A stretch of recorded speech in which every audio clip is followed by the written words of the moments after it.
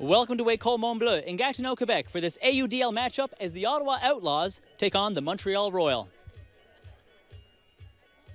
Hello everyone, I'm Steve Stringer, your host for this edition of Rogers Sports Exclusive. With 2 wins through 7 games, the Ottawa Outlaws have faced plenty of challenges this season. However, one recent thing in their favor has been their history against their East Division rival Montreal. The veteran-laden Royal entered tonight's game looking for their first win in 2 years against the Ottawa Outlaws. Ottawa, meanwhile, are looking to win their 5th straight against Montreal, including their 2nd this year, as they clash in the friendly confines of Gatineau.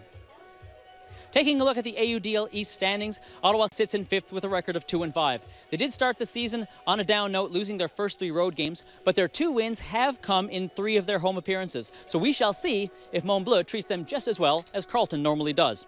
On the other side, Montreal has played 3 more games in Ottawa and sits in 4th place with a record of 4-6. They have been inconsistent this year, alternating wins and losses through their past 7 games, most recently a loss to Toronto last Sunday.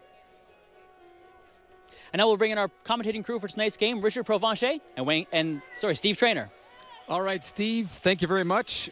Well, Steve, if Montreal is to finally beat Ottawa, they're going to rely on the player of the game, the one you like to watch for the Outlaws, Kevin Quinlan. Yeah, Kevin Quinlan is a new revelation. He was brought in from Rochester to play for Montreal this year.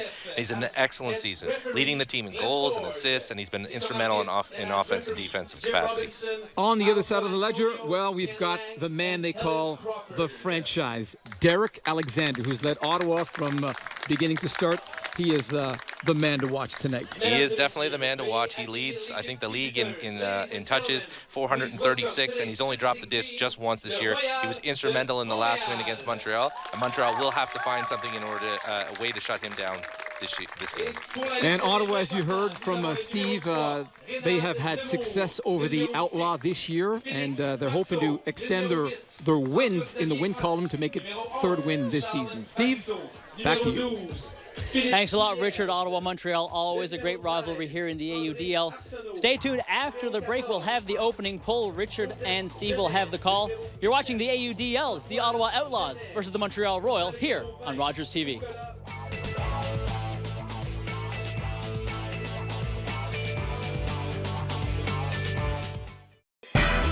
This program is brought to you in part by Gabriel Pizza, home of the bigger, better pizza. Gabriel Pizza, 310-7777 or GabrielPizza.com. This program is brought to you by the Ottawa Sun, where real fans turn for sports news.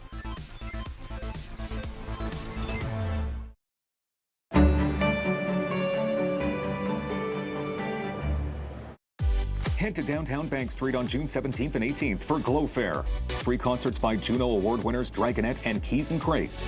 The Silent Disco. 9 city blocks of fun. Visit glowfairfestival.ca. Do you want to talk about it? Talk about what? We're not a couple, but we act like one. For the first time in my life, the future is hidden from me. I am frightened of what is to come. There's been a terrible accident. All children. 43, you know. 44. Call 1-888-ROGERS-1 to order. Your relationship with money, how to take the pain out of online dating, how to make friends as an adult. Learn about these topics on Ottawa Experts. I'm Barbara Balfour. Join me for Ottawa Experts Tuesdays at 8 p.m. on Rogers TV. And back at Mont-Bleu High School in Gatineau, Quebec, for the start of this meeting between the Montreal Royal and the Outlaws of Ottawa. As you heard at the top of the broadcast, Ottawa with a 2-5 record.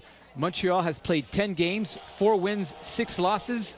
As we are set to go in this game, as you take a look at the referees tonight, our 4-man crew led by Ken Lang, the head referee, his assistants, Glenn Ford, Al Colantonio, and Jim Robinson.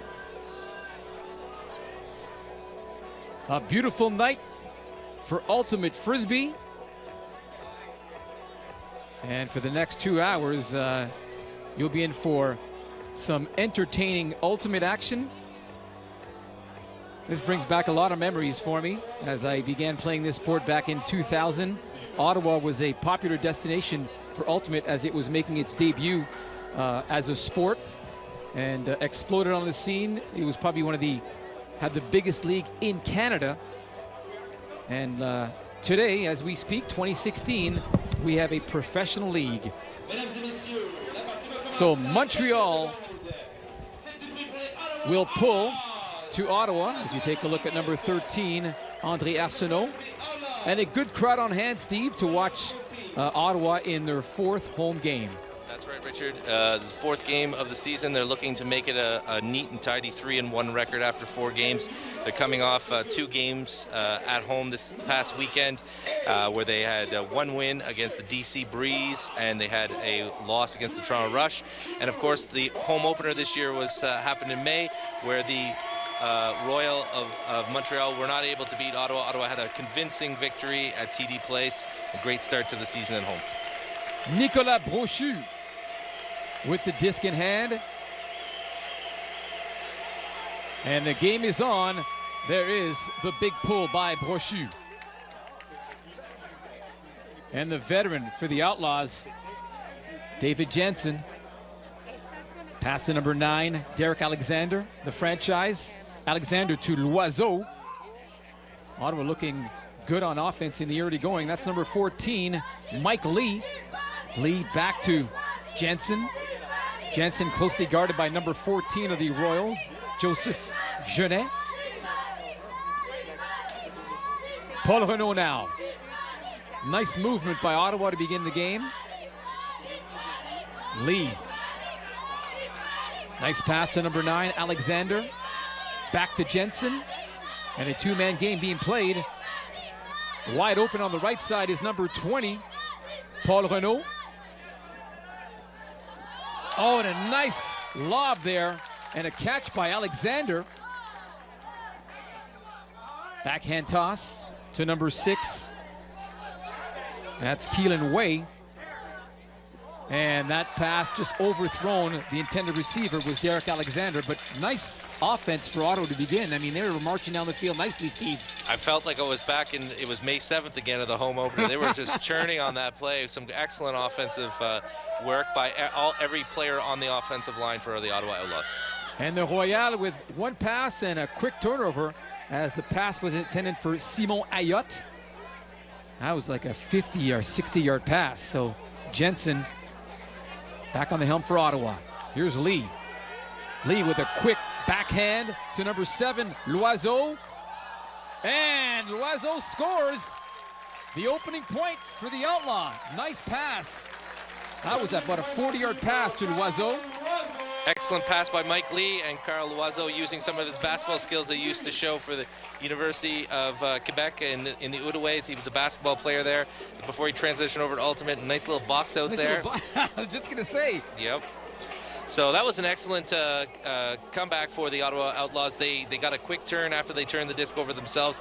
Montreal, you could see that their energy, they had expended all their energy chasing around the Ottawa Outlaws. There was about 20 passes in that first foray. And so when they quickly turned it over, Montreal didn't have a lot of gas on that.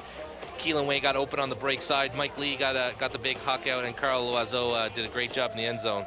Those are the kind of receivers you like to have. Even when it hangs up there, they make room and space for themselves. And this is a 48-minute game, and Montreal already looking tired. They've got 44 to play. Fatigue shouldn't be a factor at this point of the season. No, it's not, and that's the benefit of having a pro league and having everyone so dialed in. There's such a large bench that you will get tired on maybe a long point, but you can quickly regroup, and there's lots of subs. Kevin Grue going for the home run to his teammate, number 81, Kevin Quinlan, the player of the game. And boy, oh boy, 2 quick passes, and Montreal ties it up. Well, noteworthy on that play, Kevin Quinlan, who we featured at the top, he makes a really good grab there. Not only can he throw them deep, but he can run too. and this is just an excellent cut, great space, and a great throw. When we talked to the Outlaws before the game, one of the things they said was they were really excited about the possible matchup between Kevin Grew, who's got some amazing throws and is very dynamic offensively, against Ottawa's new young defensive star, Alex Arsenault, who's a import from Moncton, came about 2 years ago, and he's really kind of stepped up in terms of his play time and his productivity for the Outlaws. Had six Ds on the weekend in 2 games, which is a lot at this professional level. So Montreal quickly ties it up, 1-1.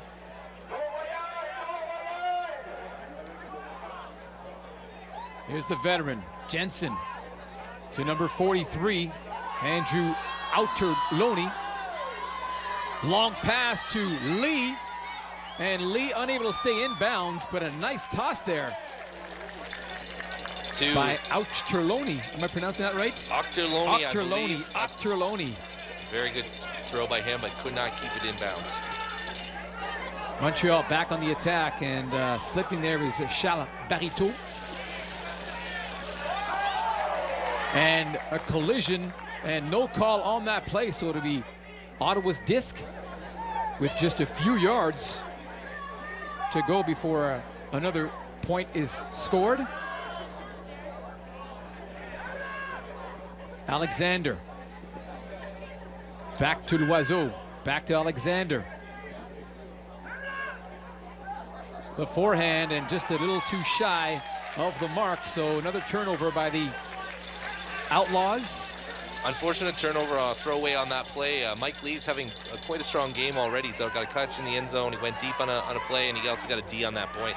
So he looks like he's looking to be active in this game.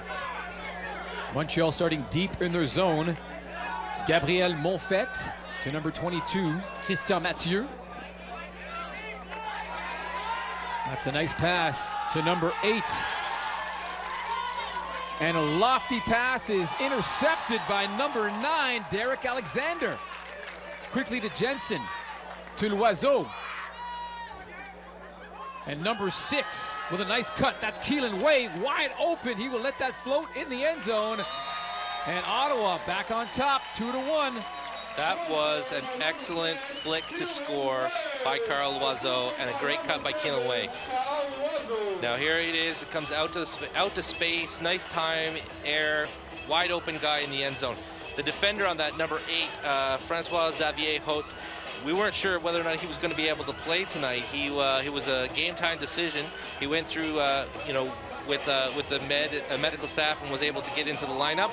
But on that turnover, when you play against a world-class player like Keelan Way, and he makes the turn and goes deep, sometimes it's hard to close the gap, and he couldn't do it on that play. And as you saw, he made him pay. So the Ottawa goals by Carl Loiseau and Keelan Way, they lead it 2-1 against the Royal. And much like it was in the home opener a few weeks ago, Ottawa led from start to finish, and so far, so good. That was a beautiful pull right to the back of the end zone. We're looking at 80 to 90, maybe 100 yards on that throw. Wow. That's number 33, Yolande Cabot.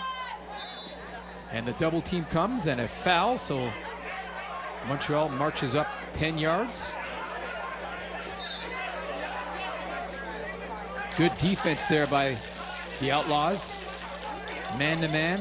At this level, do you see a lot of zone defense? No, you don't. Excellent hand block by Andy Corey there. No, you don't see a lot because the players are just too good and they've got all the throws. Corey. And a nice catch there by number 33, Paul Mensah. Another young prospect for the Ottawa Outlaws is finally getting his chance to shine here. He didn't play a lot in the start of the season. This guy is, every time he's out there, he makes something happen. And usually he's made some defensive plays happen early in the year. Now he gets trusted with that hammer over the top by Andy Corey. Got to feel good for Andy Corey on that play. He had that massive pull to start. Yep. Then he gets the hand block, which doesn't happen very often. Then he puts a hammer over the top for the score. So he's got to be feeling pretty confident. He's going to make sure that he stays focused for the rest of the game. But that's 3 positive outcomes for Andy Corey on that play, and a great way to get Paul Mensah into the game. And a happy Mensah there, getting some a quick breather. So lots of substitutions in this game. It's a kind of a humid evening tonight, so with a lot of players, they'll be seeing a lot of action on the field. Absolutely. Nice pull. Absolutely, and that's the game within the game. He's using your rosters, whatever you've got on a particular night, using it selectively and keeping everybody fresh and running as hard as they possibly can. Quinlan with number 89, Nick Boucher on him. And the flick there caught by number 3, Reynald Nemours. Number 49, Félix-Antoine Daigle to 13, Archambault. Good passing on the part of Montreal. They're being patient, which is the key in this game. Kevin Groux. And the backhand to a wide open 81, Kevin Quinlan for his second goal of the game. So it's Ottawa 3, Kevin Quinlan 2. I think we'd have to look at it from an overhead camera, but it looked like there was a little bit of a team or zone defense as a variation for it. So some man going on covering particular areas, and that was led to the breakdown on that puck. One person came in to cover the person that had the disc. That left the cutter deep open, and the cut was made to Kevin Quinlan, and he doesn't miss too often. And Montreal relying on their long pass in this game. Their 2 goals have been on long passes to their open players. That's right. So if you're in Montreal, you got to feel good. In the last game against Ottawa, they weren't able to stay close early on. Ottawa got a quick, early, big lead, and they were able to maintain it throughout the game. So Montreal wants to keep close here and build up some confidence so they can finally overcome Ottawa and finally win a game against them on the professional scene. Nick Brochu with the pull. Ottawa back on offense. That's 43. Octerloni. Nice pass from Keelan Way to Loiseau. He catches it. Retrieves it back to Alexander. Alexander decides to retrieve to David Jensen. Back to Alexander. To a cutting Way. 2-man game being played effectively there by the Outlaws. Jensen to Loiseau. And a beautiful pass to number 6, Keelan Way, for his second score of the game. Loiseau looking good on that forehand. And a nice run there by Way too. Just an absolutely beautiful break pass in there. Nice forehand flick underneath the defender, and a really good cut by Keelan Way. One of the things that makes Ottawa look so good here against Montreal is it's not just Derek Alexander being as good as he is, and we all know that he's a very good player. What really makes them good is this team has depth. The record says 2-5, but everybody on this team is really good at ultimate. It's the result of having such a big local league and local community and a good junior program for a lot of years, run by Michael Ronsky, Hagen Riglin, among others. So Carl Loiseau and Keelan Way, those are some of the 7 that have really been running the Ottawa offense, and they have 7 guys that they can put out there all the time, and any one of them gets the disc, they are dangerous. A long pull by the Outlaws, and Montreal deep in their zone. Let's see what they can manufacture in the opening quarter. Again, a fake there by number 80, Kevin Groux, to number 21, Gabriel Monfette. There's 49, Félix-Antoine Daigle, to an open Kevin Groux. Groux with the fake. Open was number 81, Quinlan, and Quinlan going for the open player, Daigle, in the end zone. So Daigle makes it a 1-point game. Ottawa 4, Montreal 3. Good run there by the Royal for that score. Yeah, great job by Daigle to run that cut. That's a perfectly run cut, and he caught it very quickly. He knew that Jordan McGregor was coming on board. But the story that we're seeing develop here is Kevin Quinlan is living up to the hype that we gave him before the pregame. It's just the offense is kind of running through him, and when you have the ability to take the disc and curve it like that on the forehand side, you just threw it right over the defense there, and the Ottawa defense kind of got caught staring at him, saying, where is he going to put it, what is he going to do? And when they got caught flat-footed, the disc was in the end zone before they knew it. So Montreal within 1 of the Outlaws, 4-3 with 5:42 remaining in the opening quarter. That pull seems to be sitting in the air, and it goes out of bounds. One thing we have, as opposed to the home opener, we have Dave Jansen subbing in for Kinley G. Now, Kinley G is 18, 19 years old and is playing at the World Juniors this summer. And Dave is on the other side of 40. He's a very young-looking and very young playing guy. Is he ever? Yes, but we definitely there's no drop-off from having either of those players on the field, but that's a difference from the home opener. Octorloni to Paul Renaud, and Renaud finds a wide open number 7, Carl Loiseau, the Birdman, for his second point of the evening. So it's a 5-3 score for the Outlaws. I feel like we're saying Carl's name quite a bit here. It's just, it's such a great cutter in that he's going top speed there, but it looks effortless. And he knew where to go, and he gave himself just the amount of space that he needed in the end zone sideline there in order to catch it in bounds. And a very nice throw from the Outlaws as well. They're really flowing here. The weather is perfect. It is the perfect night to play Ultimate here. You got it was a little warm today, but it's cooled down. There's no wind. It's not a factor. So we're going to see all the vast array of throws from both teams. You mentioned the range of age in this league, and especially on the Outlaws. I mean, you've got guys in their 40s and guys in their late teens. You've got to be in shape to play this game. Absolutely. It is a young man's game, and it's becoming more and more of a young man's game. You know, you look at footage from about 10, 15 years ago, it was a different age demographic. Now it's all young guys that are at the top of their game and the top physically, and training in the offseason as well has never been more important. Montreal now trailing by 2, trying to get things going. The hammer is picked off by number 89, Nick Boucher, and finds a wide open Jordan McGregor. The kids nice turnover. The kids are all right. They certainly are. Nick the Quick Boucher, savvy lefty Nick Boucher with that interception on that play, and then he throws it out to another young player, Jordan McGregor, and he strikes for the. Here we see the defensive play, just great positioning, good read on that play, and left-handed throw out to space. Transition offense. It's so quick if you move the disc after the turnover quickly before the defense has a chance to set. Montreal caught gambling on offense.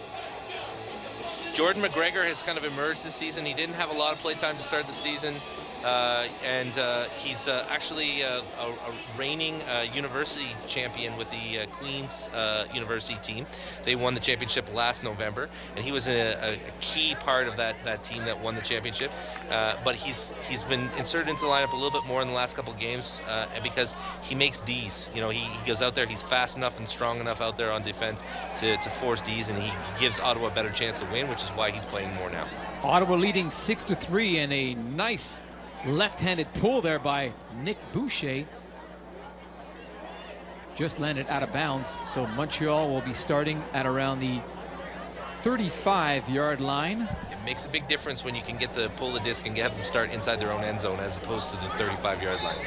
That's a 50-yard difference in terms of how far they have to work it up the field.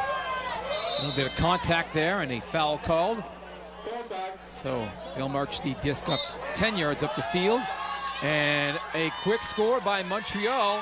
Number 81, Kevin Quinlan, to his teammate, number 17, Antoine Genet. Narrows the gap to 2 points. Well, we got Luke Phelan kicking himself because he let Antoine Jeunesse go deep. Antoine Jeunesse does that a lot. He's a very high scorer on the Royal.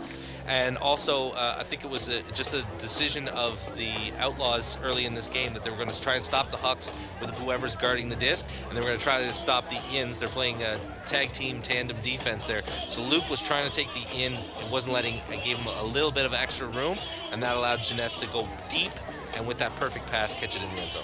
And much like in football, you get that quick first step past your defender, you can say bye-bye. Yeah, you will. I think we all know what Luke was saying. He's like, I'm not going to let that in, and I'm not going to let that in. And before you know, he's letting the deep out. So, and you've got to make a choice, but you got to be able to go either way with him and stay close enough, but give yourself just a little room in order to make an adjustment on the in cut. Montreal's pull goes out of bounds, and the Outlaws will begin at the 40-yard line.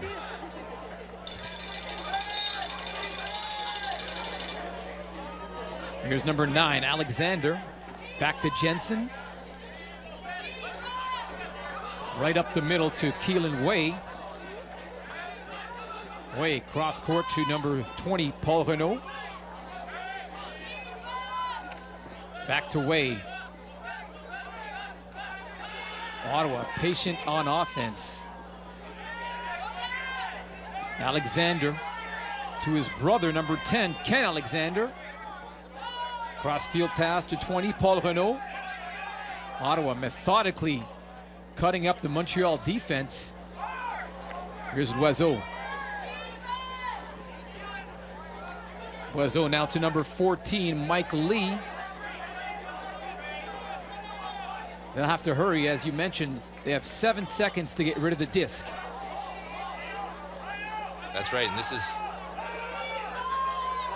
this one locked it up, and number 10, Ken Alexander, winning the battle.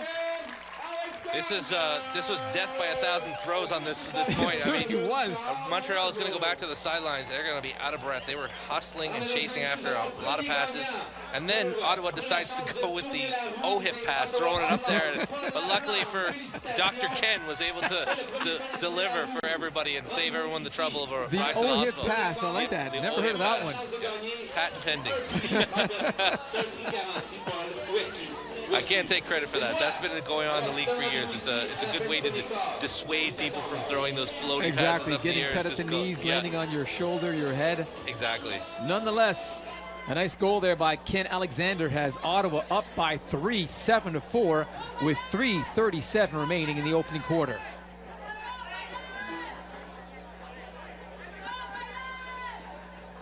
A pass to number 3 of Montreal, Rénal Nemours.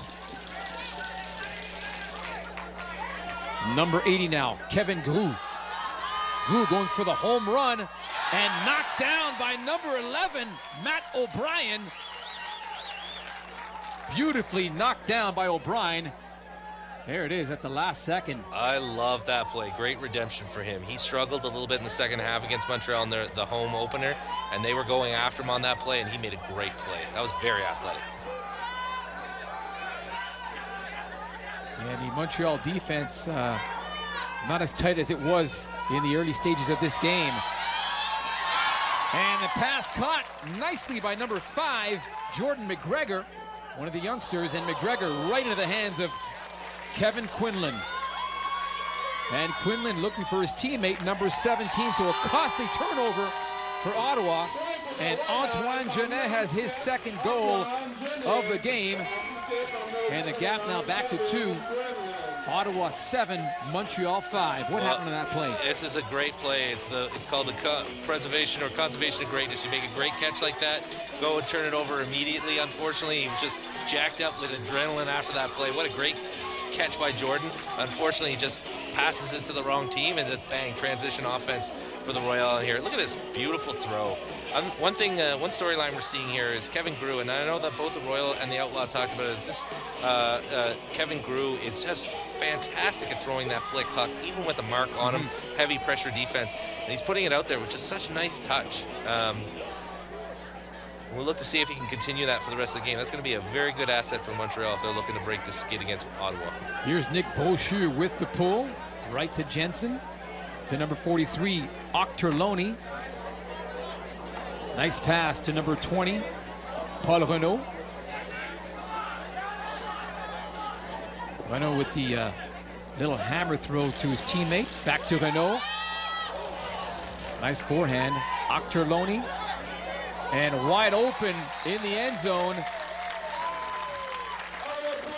Great play by Mike Lee there to catch it in the end zone. Andy Octerloni is a fascinating story. He's a very experienced player. He's been through it all on the ultimate scene. He's represented Canada. He'll be representing Canada again at the Masters level, the 30 and over level at the World Championships this year.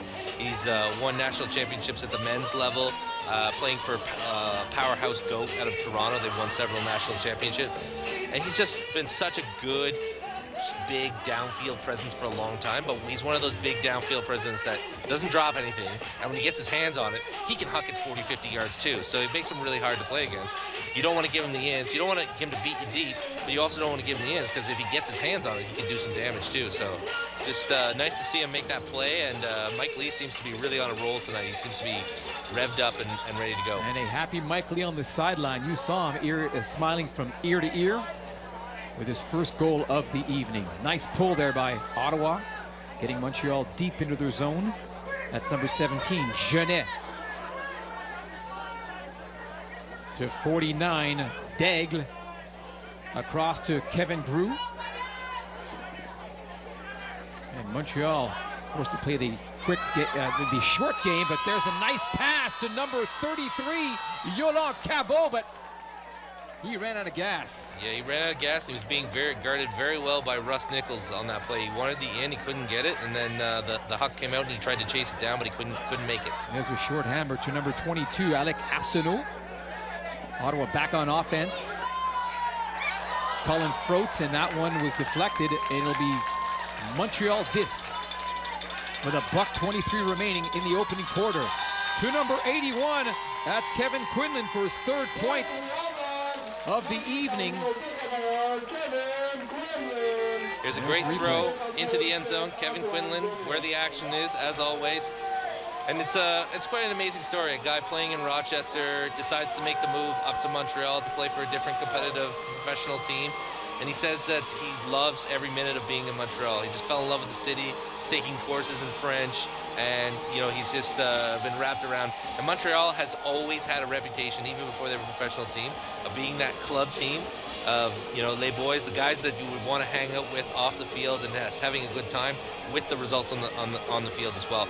The only time that Ottawa and Montreal met in the championship, the national championship, was 2009, and Montreal won it by a single point, universe point, and they won it on a big long huck from Jean-Lévis Champagne to Christian Mathieu, and both of those guys are still playing for the Royal now and serve as strong players and leaders for the team. Incredible story. 8-6 to score for Ottawa. They'll have led from start. There's number 14, Mike Lee, with the last goal for Ottawa. Lee to Renault. Jensen now, the veteran, back to Renault. That's number 10, Ken Alexander. The hammer to number 9. Wide open is Derek Alexander, brother to brother. Quick passes, Alexander inside to number 6, Keelan Way, for his third point of the evening. Nice passing from Ottawa. Quick goal, too. Absolutely. I mean, they got a little risky, but it was a good calculated risk from Ken Alexander. Nice hammer over the top. Very good technique as well. And then Derek does a give and go with Keelan Way. These are two fantastic players. Look at that fake. Just had the Montreal player going up his way. That's just high-class, world-class offensive handling there by Derek, and the Outlaws should be happy with that point. 9-6 to score in the early going. You're about to say. I was about to say, Paul Renault, he was kind of a revelation for me. I had never really seen him front and center until the home opener this year. And he had probably his best game of the year in that home opener, with the pressure, with 800 to 1,000 fans there playing in TD Place. He's a big guy that just adds another big presence along with Ken and Keelan, and he seems to be very responsible with the disc. He knows that he's being looked to catch the disc, and he's not shy about catching the disc and getting it back to the very capable hands of Derek or Kinley G or any of the other handlers. There's 49, Félix Antoine Daigle, to number 36, Maxime Guy. Montreal taking a page out of Ottawa's offense. They're moving the disc quickly. Here's 81, Kevin Quinlan. Nice cross field pass to number 80, Kevin Grue.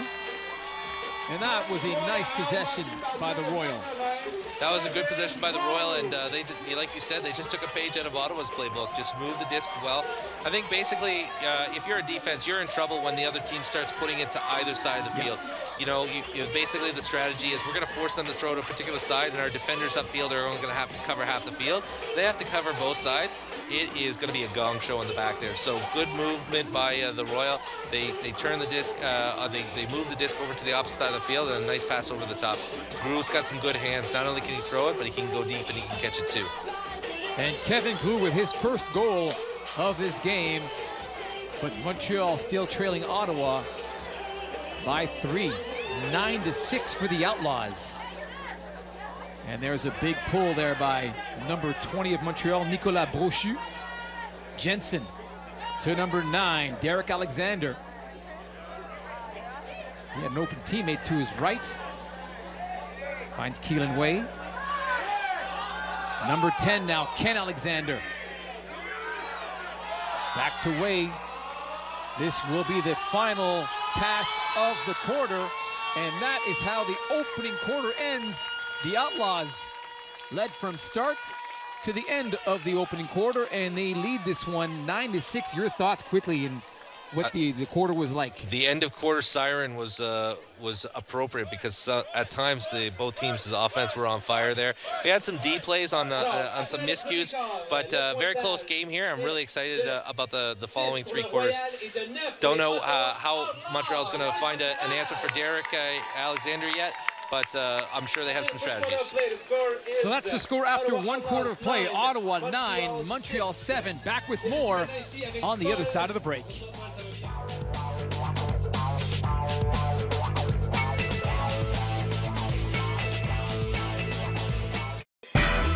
This program is brought to you in part by Gabriel Pizza, home of the bigger, better pizza. Gabriel Pizza, 310-7777, or GabrielPizza.com. This program is brought to you by the Ottawa Sun, where real fans turn for sports news.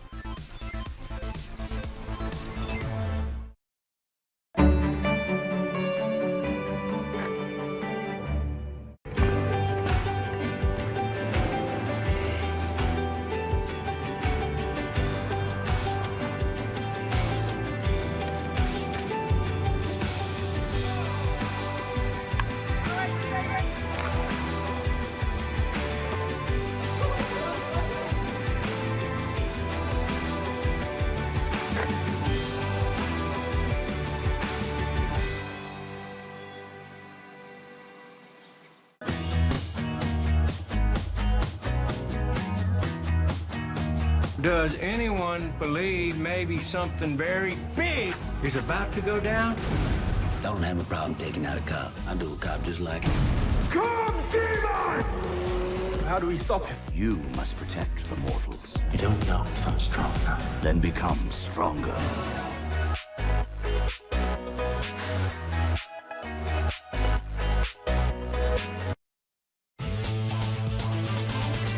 At École Secondaire Mont-Bleu in Gatineau, Quebec. The Ottawa Outlaws leading the Montreal Royal 9-7. And Steve, let's take a look at what happened in the opening quarter. Ottawa came out smoking. Smoking hot on this in front of the home fans here in the new park. And Montreal was not afraid to go deep as well. They started off lots of deep pucks at the start. That came after some really good offensive play by both teams, working it underneath. Paul Mensah getting into the action and going deep. And Kevin Quinlan was a really big story. We knew he was going to be, and he has scored and thrown some big strikes for the Royal. And Carl Loiseau has also been a real huge player. He's been good on defense, and he's also been very good on offense, both throwing the disc deep and catching it in the end zone. And leading the way for the Ottawa Outlaws is Keelan Way with 3 goals. And on the other side, some balanced scoring from Montreal. Kevin Quinlan with 3 and Antoine Jeanette with a pair. Here's 81, Quinlan. Back to his teammate, number 49, Félix Antoine Daigle. To number 3, Reynald Nemours. Montreal being forced to retreat as opposed to march forward up the field. There's number 80 with a quick pass, Kevin Grou. Oh, what a catch by 81, Kevin Quinlan. Jordan McGregor nearly knocked it down. And a 10-7-second count, I believe. Looks like it. Looks like there was a turn on that, unfortunately. They waited too long to get the disc off. So the key in this game is to release the disc in 7 or less seconds. That's right, and unlike the non-professional league where the defender is in charge of counting the stalls, it's the referees that do it in the UDL. Oh, what a catch there by number 11, Matt O'Brien, winning the leap battle against his defender. And I believe timeout is called by Ottawa. Why would it have been called at this juncture of the game? But we're going to take a look at the catch first here. And it is a beauty. Thrown out to space, and Matt O'Brien, when he makes a play in this game, it's been momentous. I mean, he made a great D earlier in the play, a huge huge left-handed behind-the-back play, and that grab was awesome. Timeout was questionable. I think it was a case of they got it trapped on the sideline, and they wanted to be able to put it on their offensive players strategically to get this point. I think they think subconsciously, if Montreal gets down by 3 and give up the first point in the second quarter, they might have a "oh, here we go again" moment. So they want to put out the best offensive players that they can, and they also want to talk it off. A fascinating thing, of course, because there's so many people from college, surgeons, engineers, whatever, that play the game. There's always a fascination with stats and analytics, and we're a little bit more open to it. So there was a club team out of New York City that actually had someone track all of the throws and the turnaways that their team had over a couple of seasons. And they found that the majority of their turnovers happen when a team is on the sideline near the end zone. So you're so close and you want to get it across the end zone line, so you just jam it in there. Well, the defense only has 5 or 10 yards that they have to cover. So they basically, through using the stats, they said, we're going to stop jamming it in there. Unless it's wide open, we're going to get it back into the middle. So what you're going to see Derek here is he's either going to isolate and try to get it to Carl Loiseau on an isolation play. If it's not there, he gives it back to the capable hands of Keelan Way or one of the other handlers. All right, let's see if the play develops. There's Way. Jensen was stationed right near our booth, the far left side of the field.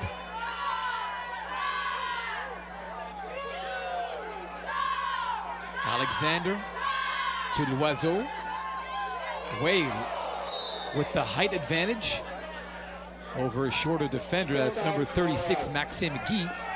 Some very good sportsmanship on that. Keelan Way with a fantastic catch on a pass behind him, and Montreal Royal player said, absolutely, I fouled you on that, my bad.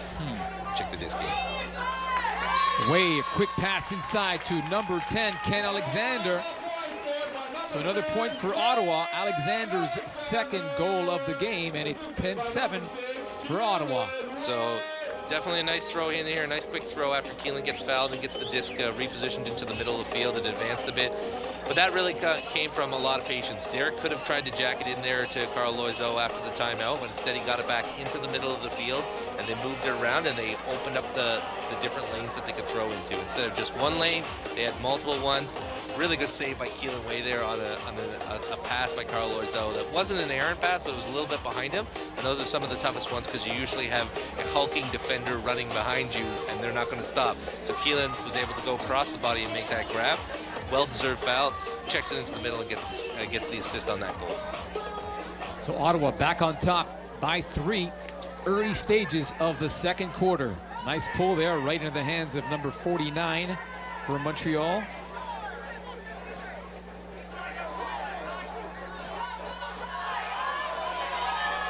Long pass to Kevin Grue, and a nice tip there by number 74, Russ Nichols.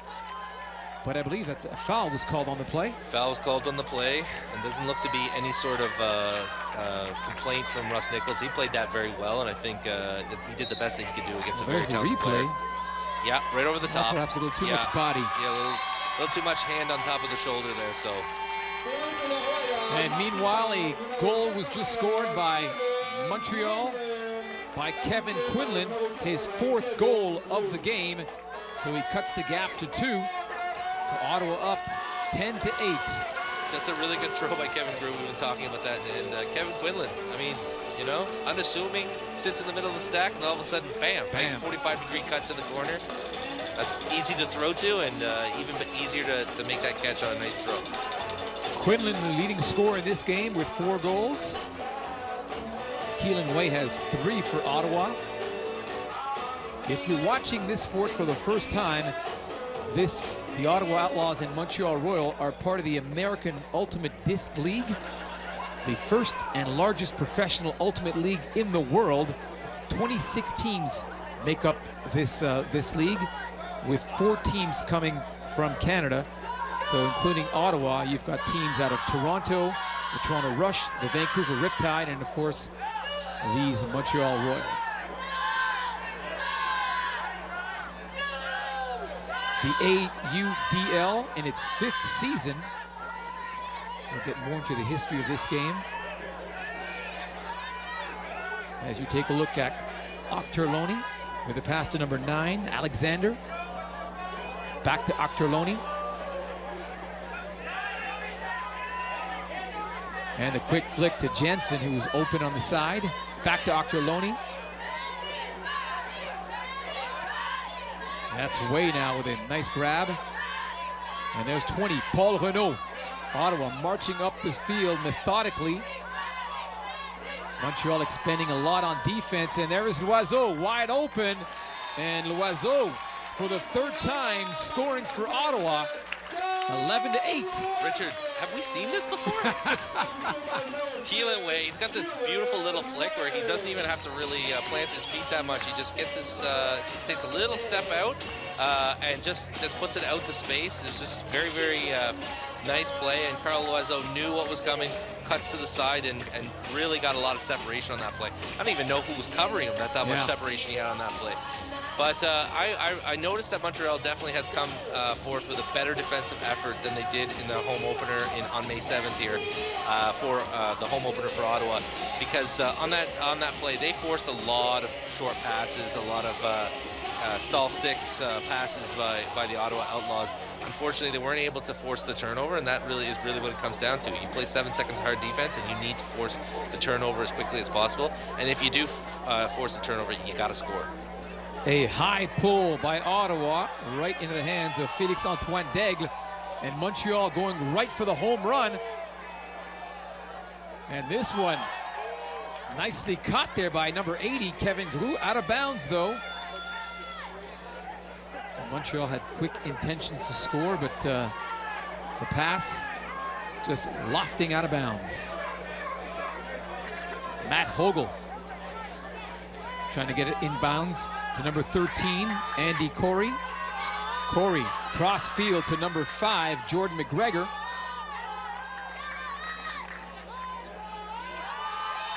Corey with a deep pass intended for number 89, Nick Boucher. And looking for the call from the referee. He's not quite in.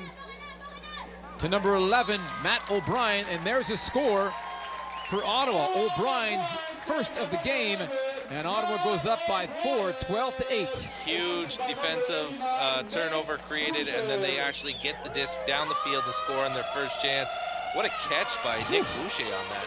I thought I was actually in Kevin Gruel's hands. No strip call, so clearly it was all Boucher all the time there.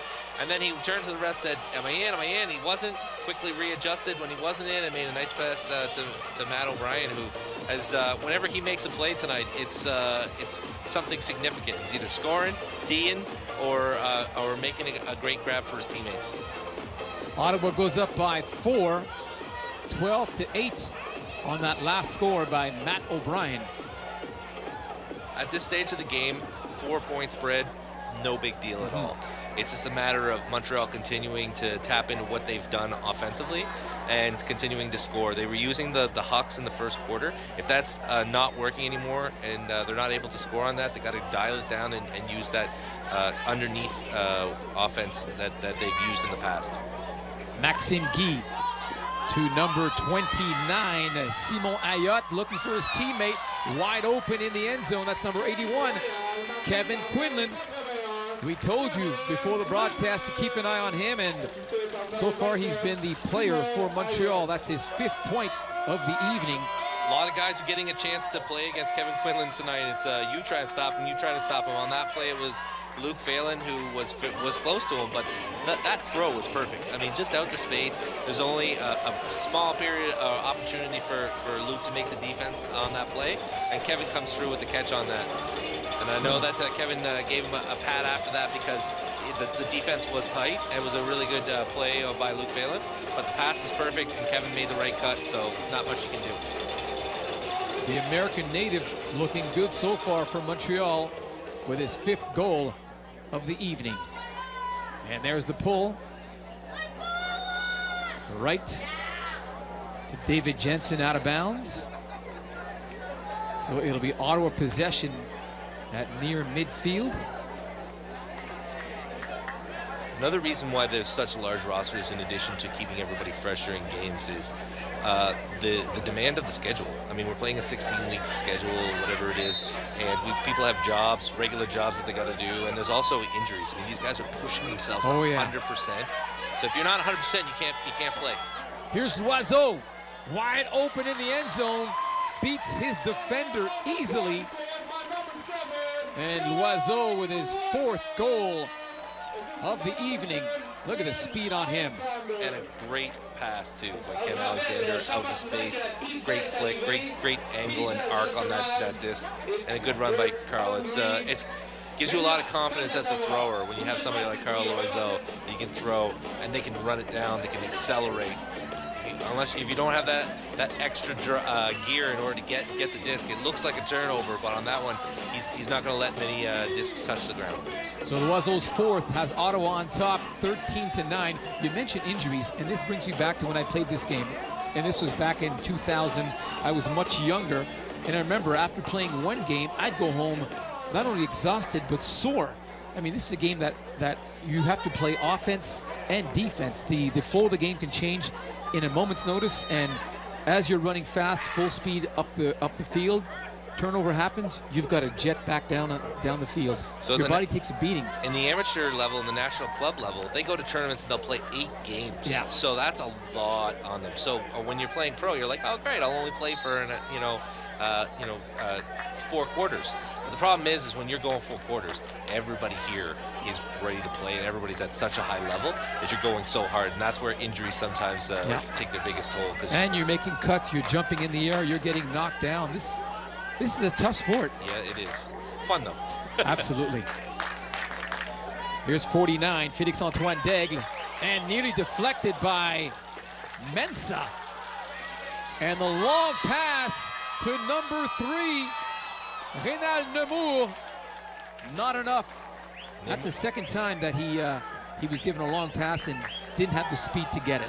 He was a game time decision. He almost didn't play tonight, so he spent a lot of time with the trainers pre-game. His warm-up was with the trainers. Unfortunately, he doesn't seem to have that extra gear tonight.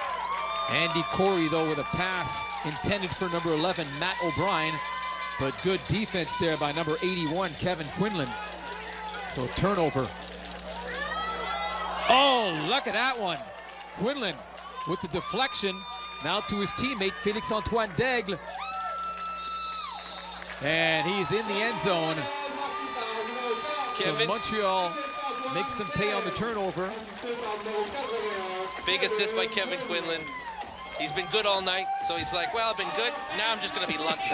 Off the deflection, and then a nice huck out to space. It hangs up there for a bit, but there's nobody on transition to come back and catch up to Dag on that play. So the Quinlan-Dag combination works really well for Montreal. They know where one another is, and they like to get it to one another. And when you put it up and everyone seems to be coming down with you, it's going to give you more and more confidence to take those chances into the end zone. So Félix-Antoine Daigle with his 2nd goal of the game narrows the gap to 3. Montreal has never led in this game. It's been all Ottawa. They led by as many as 4 goals. The score is now 13-10. Let's see if Montreal comes down with some sort of wrinkle other than man-to-man, some kind of junk zone or something, just to confuse them. Doesn't look to be the case, but they just need something. Ken Alexander on the sideline looking for Lee. And Lee! What a pass by Alexander! This one went outside the field and just slowly turned inwards. Wow, great throw out to space by Ken Alexander. He loves that flick puck so much. Wow. He does not, I didn't think it was coming back in. And then Mike Lee did, and he stayed inbounds and made the catch.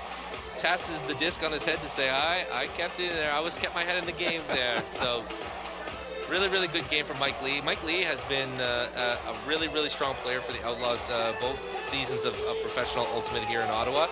And he's really kind of stepped up into more of a role. Last year, he was on the defensive line a lot, and then they probably realized this guy makes plays, and he catches the disc, and he's a great complementary player. He's out there that he knows that he's got some superstar players like Derek and Keelan, whatever. and you really want to surround those superstar players with complementary players that don't make a lot of mistakes and are able to score when they get the chance, and that's what Mike Lee is doing this year. There's the pull by Ottawa, so Montreal will begin at the 40-yard line.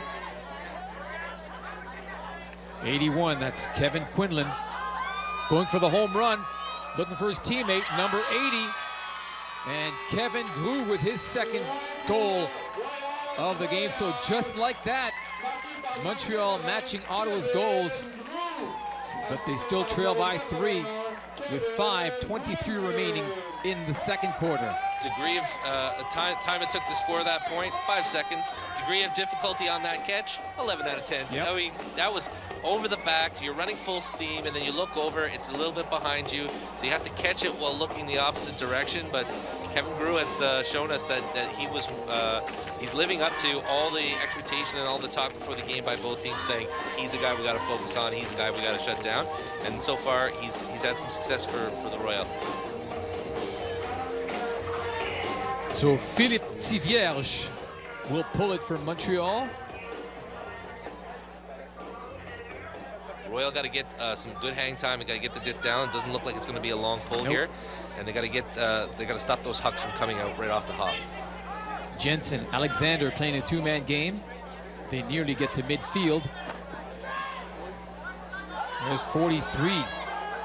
Octorloni looking for Loiseau, times it. Oh! And Loiseau looking for the foul. Not going to get it. He thought he timed that one properly, but little defensive play there. Good play by number 8 on that play. Yeah, that's François Xavier Hutt. He too was a game time decision due to a nagging injury, but he got some hang time on there. He was a little shorter than the player he was trying to shut down, but he managed to get the jump early, and it looks like there's a timeout called. So time called by Montreal, who trail Ottawa 14-11. As I mentioned earlier, the AUDL now in its 5th season. Some championship history to pass your way. The first championship was won by the team out of Philadelphia in 2012. In 2013, Toronto beat Madison by 2 in a low-scoring game, 16-14. The following year, San Jose met Toronto. They beat them 28-18. And last season, San Jose winning back-to-back titles with a 17-15 win over Madison. So in the last 3 years, you've had 3 teams compete in the championship. Toronto twice, San Jose twice, and Madison once. And this year's championship is being held in Wisconsin-Madison. And I think based on the standings and based on the players that are playing for the Toronto Rush, we can expect them to have a chance to be in the finals again. A team to really watch this year is actually the Dallas Roughnecks. They're an expansion team that actually has an owner that went out and purchased players to come and play. Some of the best players in America have moved to Dallas to come and play, and they've been just absolutely outstanding. They're undefeated. They have a ungodly plus-minus in terms of goals scored versus goals against, and they're definitely going to be the team to beat this year. So the championship to be held in Madison, Wisconsin at the end of the season. Montreal back on the attack. Nemou to number 17, Antoine Genet. Crossfield to number 49, Daigle. That's number 80, Kevin Gru. And that one nicely deflected by Matt O'Brien. O'Brien is open in the end zone. Oh! And the deflection there by number 49, Félix Antoine Daigle. Johnny on the spot. And Antoine Daigle now looking for the home run to his teammate, number 81, Quinlan. So Quinlan now with the hammer to Gru, and he connects. So Montreal looking good on that deflection in the end zone, the turnover, and scoring quickly. So it could have been a 3 or 4 point game there, and instead now it's a 2-point game. what we saw there was the game within the game. So there's a rising star in Ottawa called Alec Arsenault, and he is doing an excellent job of playing defense on some of the better players from Montreal. Helps force that turnover. Then they have Montreal turns it over themselves. In Ottawa, Alex Arsenault forces the turnover, and then Montreal on the quick transition. Kevin Quinlan is no longer being guarded by Alex Arsenault, and boom, the disc goes right into the end zone. So I think that Ottawa has a good idea on that last play of getting Alex Arsenault to play against Kevin Quinlan. We'll see if they can continue to enforce that matchup, and we'll see if Alex Arsenault can continue to do a good job shutting down, because someone has to step up and help stop Kevin Quinlan. A beautiful pull by Montreal has Ottawa deep in its zone. Here's Loiseau.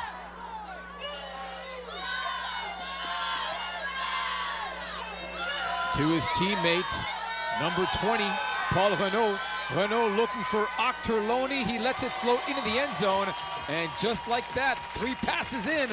Ottawa back on top by 3. When big men start cutting in and throwing backhand hucks like that, you're in trouble when you're on defense. And that's what happened. Paul Renaud caught it. No one thought he was going to make that big bomb, and he just pulled it out there, and he threw it to another big guy, Andrew Octorloni.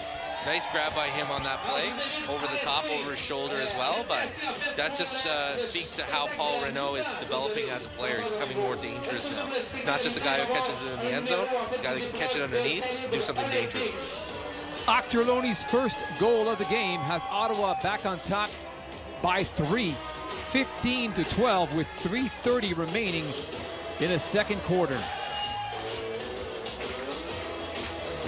Those deep hucks are just a game of inches. You know, the defender is just within inches, and they just can't get it. And if you're a tad slow, or you're hurting from an injury or whatever, sometimes it's almost impossible to catch up to those guys. Nice pull there by Ottawa, nearly hitting our cameraman in the end zone. But it goes out of bounds, and Montreal will start. Andy Corey's been a weapon of mass production on the pulls. His hang time is really good, and he's really putting it deep and in a position for Ottawa to play well. Unfortunately, couldn't keep it in bounds, so Montreal gets to take it out of the end zone. Oh, and a big mistake there by Montreal, and Ottawa looking to capitalize. Look at Alec Arsenault running the field. Nearly bobbling it is Jordan McGregor. And McGregor to number 74, Russ Nichols. He gets his first goal of the game. And Ottawa quickly going up, back by 4 points in this one, making Montreal pay for that costly turnover. So close to making it a 1-point game a couple points earlier here, and then we just have a turnover right off the pull. And it's the classic thing where you have a choice of making the forehand throw to the forehand side or a simple backhand. In your head, you're thinking, I'll just put the backhand, it's a safer throw. But you have your man running the opposite direction, so you're throwing a backhand to someone in the opposite direction running the other way, and it just looked like a what was I thinking kind of moment. And nice catch there by Jordan McGregor to catch that scooper over the top there, and then have the continuation for the score. So 16-12 the score with 3 minutes remaining before halftime. High pull. That gives the Ottawa defense a chance to come upfield and get the man-to-man defense going. There's number 17, Antoine Genet, looking for his teammate, 33, Yolande Cabot. Quickly up the field, and there's a quick goal by Kevin Grou. That's his 4th. Wow. A 2-pass sequence for Montreal. No Alec Arsenault on that play. And when Arsenault has been out there, he's played against Quinlan, and he's also played against Yolande Cabot, who we haven't heard much about. Now, Cabot is a big star, and we haven't seen him that much. So clearly Ottawa has set up a game plan that seems to be working. They changed the people that went out there. They had a 4-point lead, so they decided to throw some fresh bodies out there. And unfortunately, once Cabot gets the disc, he can make that continuation play quite easily. So nice catch by Grou once again on the score sheet, and some good work by the Royal to get on the board again. So Nick Brochu, who has had most of the pulls in this game, to do it again for Montreal. And a nice one right up the field into the hands of David Jensen. Best one of the night for Montreal so far. Nice pull. Jensen to number 9, Derek Alexander. And to number 6, Keelan Way. Cross field, and number 8 comes up hobbling for Ottawa, David Jensen. So keep an eye on him. He looks fine though on that last cut. So we're seeing a zone here. They're trying to stop the Hucks. We're seeing a zone. Everyone's playing within a particular, it's kind of a junk zone. They might break the man soon, but they're trying to prevent the Hucks and make Ottawa make a lot of passes here. Jensen to Octorloni.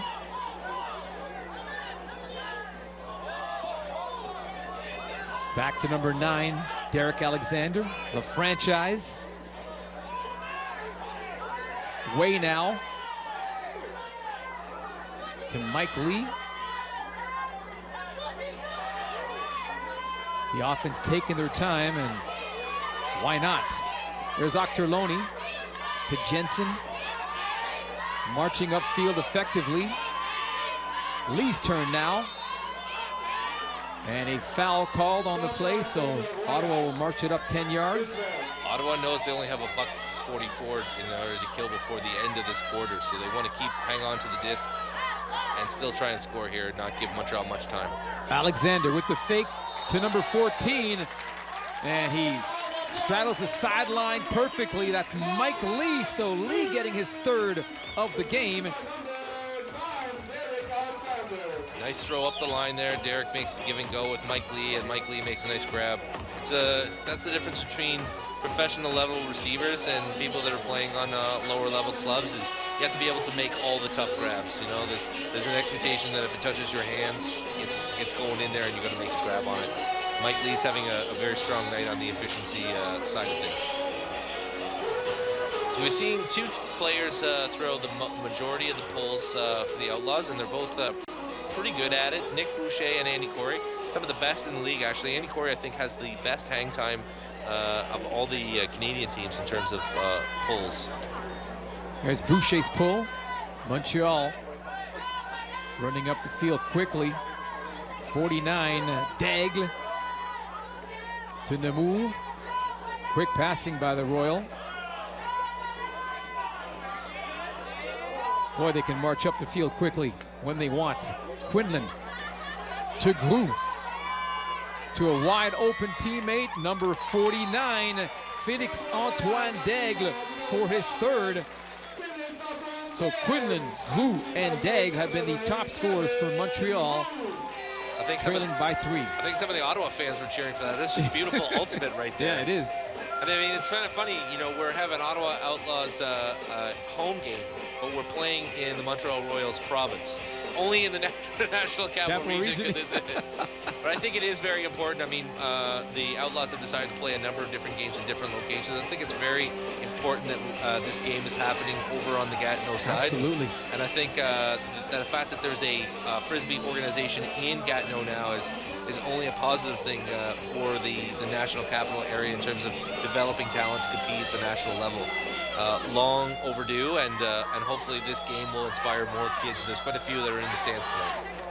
It's a great game. Trust me, I played it 10 years ago, fell in love with it, got hooked, and you know, you make great friendships, great camaraderie, and you get in shape. You need to be in shape to play this game. Absolutely. Here's Jensen, under a minute remaining, and a foul called. Jensen, as you mentioned, the elder statement on this team, over 40 years of age, but looking good. Just timeless. There's a picture of Dave Jansen aging somewhere. I mean, the guy just continues to play at such a high level. The speed, the ability to cut, and the decision making. It just makes him really, really hard to stop. Here's Loiseau. 25 seconds remaining. Alexander now. And Way is open in the end zone, and there it is. Keelan Way's 4th of the game. And Ottawa now leading by 4, 18-14. Beautifully done there by Way.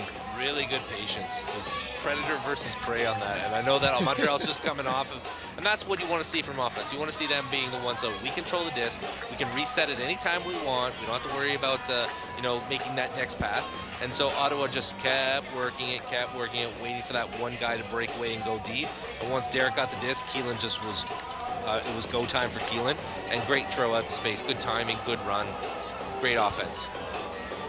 See if Montreal can get one in the next 16 seconds. They're going to want to catch it right off the pole if they can.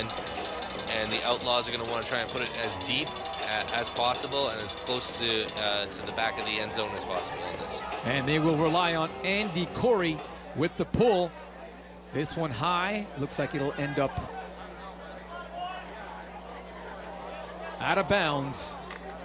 So Montreal with 16 seconds remaining in the second quarter will try and cut the gap to 3. They trail by 4.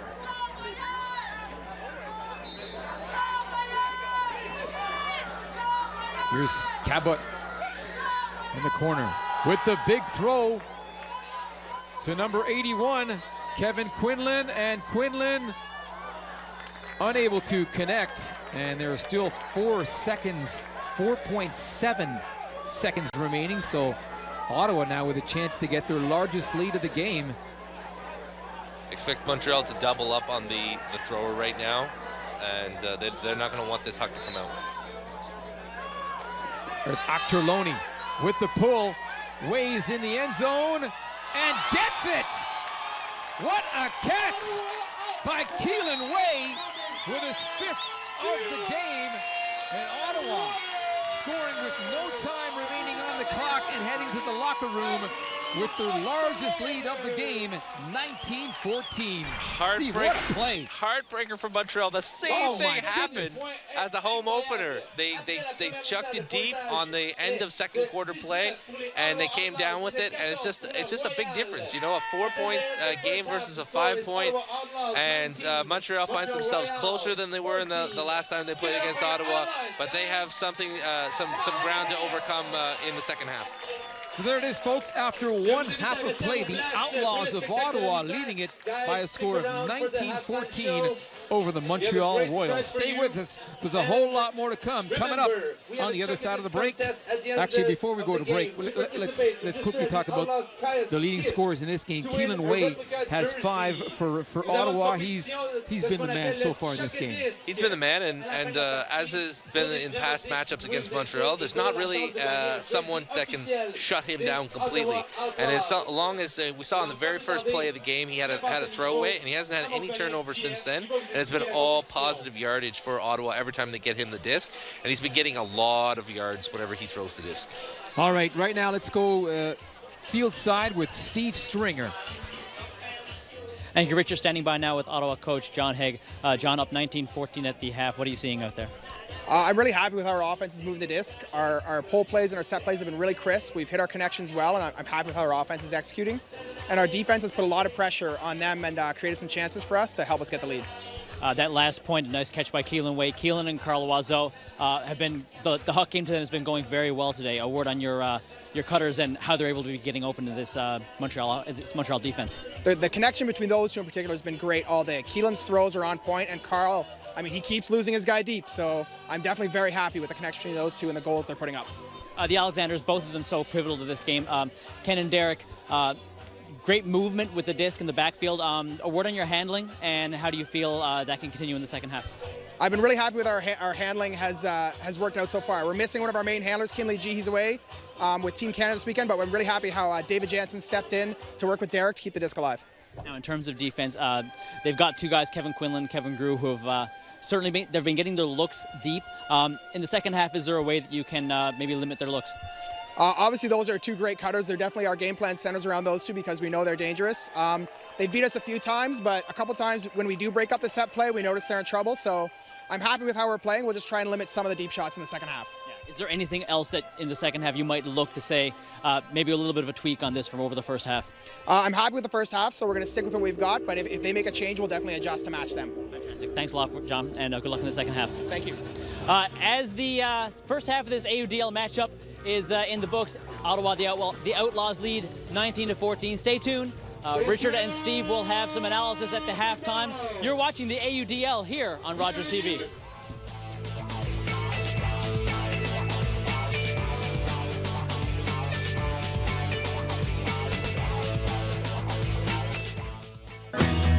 This month on Channel 100, watch a movie on the house with Rogers On Demand. The king received word that his dominion was being ruled over by some curly-headed step-king with good credit. Oh no! Sounds like your dad's spinning quite a yarn. Oh, actually, it's getting late. Aww. Good night, my little magical cherubs. Eskimo kisses. Who wants good night tickles? Good night, back scratches. Oh, Hey, who wants $20? All through June, check out the Movies on the House collection on Channel 100 and start watching today. Hi, I'm Mark Sutcliffe. Join me for Talk Ottawa on Rogers TV. We talk about the topics that matter to you, the issues that are developing right here in your community. We speak directly to the newsmakers and the experts. Talk Ottawa on Rogers TV. Hi, I'm Mackenzie Gray, host of High School Sports Zone. Each week our crews go around the city to bring you the best highlights in Ottawa high school sports. Catch this show Friday at 6 p.m. only on Rogers TV. Hi, I'm Kyle Waddell and I'm a co-op student here at Rogers TV. I really enjoyed this co-op placement because all the people you got to meet, they're so welcoming, as well the new experiences such as covering 67's games or being a reporter for High School Sports Zone. It's all a big new experience. I want to be a reporter because with High School Sports Zone, I got to learn how to properly write reports and cover games properly. I would definitely recommend this program at Rogers TV.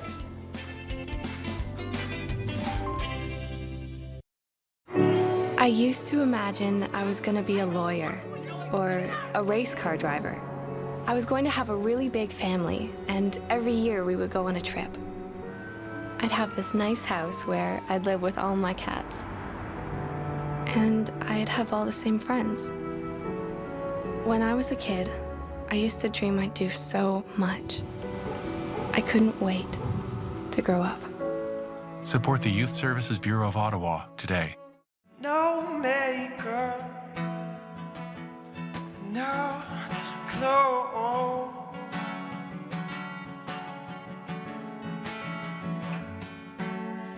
Deja vu. Such abundance everywhere you look, everything from the landscape to the river to the rocks to the sound of the rapids. We have a very beautiful life here in Ottawa.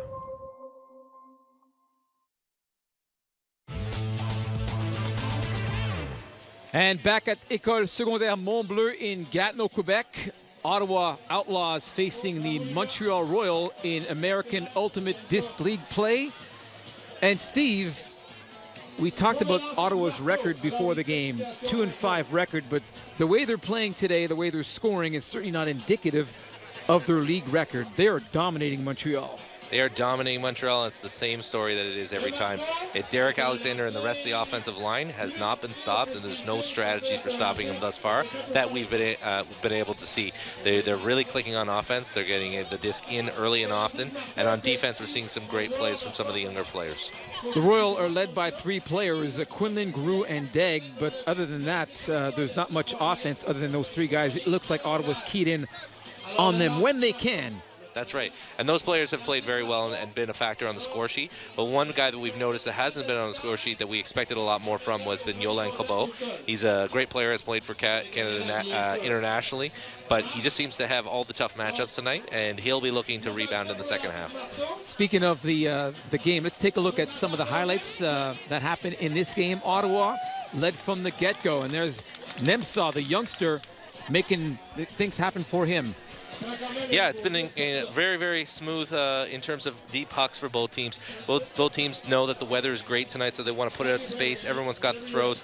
Kevin Quinlan's been a real factor, as has been Mr. Grew. And when they move the disc well on the underneath, they do get some good opportunities. On the Ottawa side, it's been the same old guys that have been tried and tested and true. Carl Loiseau, Keelan Way, Derek Alexander. Dave Jansen's come in and stepped in amazingly for Kinley G, who's has a Team Canada commitment this weekend. But Dave has come back and has provided veteran savvy leadership in the backfield. And Mike Lee has been making catches, staying in bounds, and really been a strong factor for the Outlaws. That goal there by Octorloni, who's got, that was his first, and more scoring by Ottawa. And of course, at the end of the first half, they led by 4 and scored an important goal right there to take a 5-goal lead into the locker room. That's where we stand right now, 19-14 for Ottawa. The youngsters doing it. Keelan Way with 5 goals. Yes, it's hard to believe that Keelan Way is still a youngster, but he has been playing for such a long time at such a high level. But he's only like 25, 26, so he's one of the more experienced young guys. But there's been a lot of good players, and we've seen Paul Mensah, Jordan McGregor. On the Montreal side, we've seen Andre Arsenault, who's played some very hard defense against some very good players. So the youth is being served tonight, and the youthful crowd has been very happy and been very strongly supporting both teams. And quickly, what can we expect from Ottawa in this game in the second half? Well, if you're John Haig, basically you want to keep doing what you're doing on the offensive side. And even on defense, they've been getting some turnovers, a lot more turnovers than they had last week against Toronto. Keep that up. On the Montreal side, they need to continue out with their offensive execution. On defense, strategy.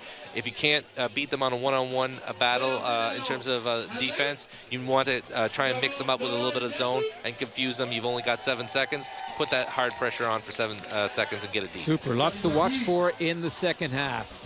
Stay with us, Steve Stringer, around the break with more halftime show from École Secondaire Mont-Bleu. Ottawa leads it 19-14 over at Montreal.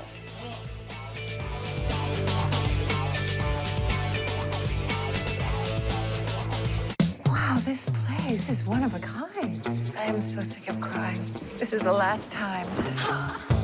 Last year it was young Evel Knievel, and now it's an aging Knight Rider. Stop the car.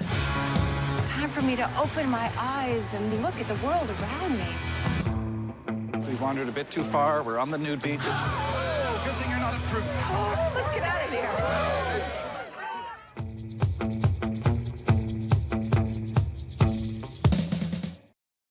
Play 4 games of bingo from the comfort of your own home each Monday at 7 p.m. for your chance to win money from our $2,000 regular bingo or $5,000 super bingo night. Kiwanis TV Bingo, Mondays at 7 p.m. on Rogers TV. Find out what's cooking in Ottawa. Whether you're a master chef or a sous chef in training, we've got the recipe for fun. So tune in weekdays at 11. Watch and join in during the daytime. So why volunteer at Rogers TV? Well, it's fun, exciting, and challenging. You can develop practical, hands-on skills in TV production, make new friends, and have fun, all while giving back to your community. For a few hours a week, you can be part of a great team making great local television. Want to find out more? Get in touch with us at rogerstv.com. Make your mark and find a new passion as a Rogers TV volunteer.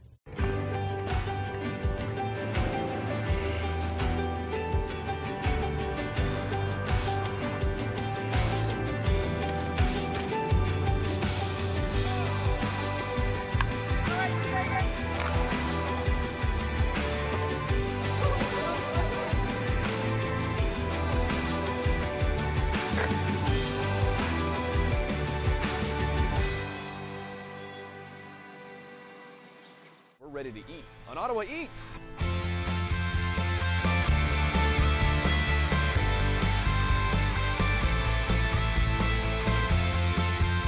Make sure you check it out on Rogers TV. Head to downtown Bank Street on June 17th and 18th for Glow Fair. Free concerts by Juno Award winners Dragonette and Keys and Crates. The Silent Disco. 9 city blocks of fun. Visit glowfairfestival.ca.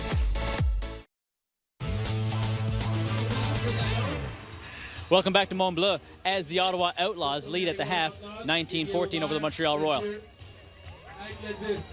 Standing by now with Montreal assistant coach Jean-Lévis Champagne. Jean-Lévis down 5 going into the second half. What did you see in the first half? Lots of patience from the Outlaws offense. We didn't get a break from them yet, so we're going to work hard to get a D on them. Put much pressure on the reset. The handler movement, the cutters going down from the stack, getting the reset, the easy reset. We want to take that away for now. Your cutter's playing very well, both Kevins, Quinlan and Grew. Just a word maybe on how they were able to really get their way a little bit in that first half, and how they could continue to do that in the second. Yeah, Kevin Grew was out for the first half of the season, so they didn't play together. But now they just seems to find each other on the field very well. We're very happy about that duo for sure. The double cake, we call it. Any adjustments now to make in the second half as you go this last 24 minutes? Yeah, like I said, we're going to take off the reset. We're going to try to take off the reset, put more pressure on their O-line. We need to get a break. We didn't get a break yet, so that's it. That's the key, getting the D. Jean-Lévis, thank you very much, and good luck in the second half. Thank you, Steve. The Ottawa's up 19-14, and just a quick shout-out. Earlier today was the RSEQ regional finals here. Congratulations to Nouvelle Frontière, winning both the juvenile and the Benjamin divisions over Philemon Wright by a score of 13-3 in the juvenile, and over Sims Junior High in the Benjamin. A great afternoon of ultimate, capped by a great match here between Ottawa and Montreal. And now back to Richard and Steve for the second half. All right, Steve, thank you very much. And we mentioned the player of the game, the player to watch for Ottawa, Derek Alexander. He's been great, the franchise, but he's yet to score. Yeah, but that's the unsung hero of a handler. So you're kind of like a point guard in that you may not make that one pass that leads to the direct score and get the assist in basketball, as an example, or you may not take the shot, but you're the guy that runs it up the field. Right. You're the guy that keeps it alive. You're the guy that runs the offense, and that's exactly what Derek does. So part of being the franchise is taking care of the admin or the paperwork in the backfield, and he's done that, and that's what allows the wide open looks that we've seen. I think Jean-Lévis Champagne said it best. We haven't got a break against them yet, and that's a huge thing. If you're a defensive line, you've got to get some breaks in order to win the game, because if you're O-line, you put that pressure on the O-line saying, hey, no pressure, but if you get scored on, we're going to lose tonight. So they need to get some breaks in order to get back into the game, and they need it from a cast of characters that have been playing very hard, but they need to just step it up a little bit more, or maybe try to find different ways to fustigate the O-line of the Ottawa Outlaws. And Alexander may not score points, but he's certainly recognized for his play on the field. Last season, he was a second-team All-Star and an East Division All-Star for Ottawa in the AUDL. And Yola Cabot was also an All-Star for Montreal. So you can see his worth in this league. That's right. So on the Alexander side, the best way to look at it is how often they involve him in the play. He has over 400 touches this year with only one drop. And on the other side of Montreal, we look for Cabot to have a better second half, because he's a guy that scores goals. I mean, he scores goals. He's got a great nose for the net and for the end zone, and we'll look to see if he can get started in this game. Second half underway. Great pull there by Kevin Grew of Montreal. And Ottawa looking to extend their lead. Way to number 20, Paul Renaud. To Loiseau. And a foul on the play, so Loiseau will march 10 yards up the field.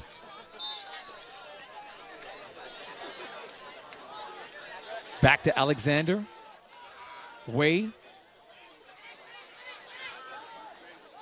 Jensen. On the other side to Renaud. And now it's number 14, Mike Lee's turn to get on the board again. So Lee with his 4th point of the game, and Ottawa extending the lead to 6 against their arch rivals. Like I said, when Paul Renaud starts throwing those awesome flick or backhands, we're in trouble, because all the other 6 Ottawa Outlaw O-line players are known for that. And when your 7th guy comes in and starts making those throws, it's going to be very tough for Montreal to get a turnover.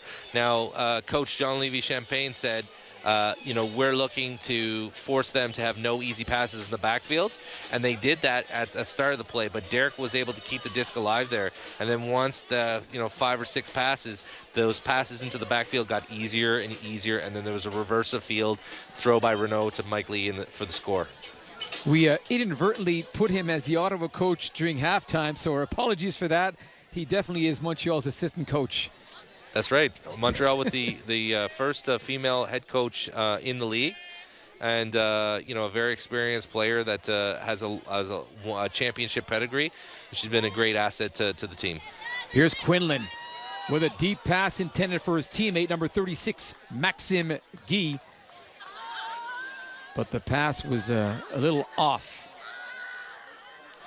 So Ottawa takes over, looking to extend their lead.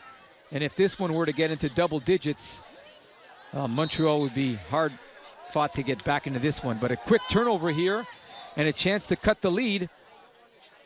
But a whistle on the play. And the referees are discussing amongst themselves.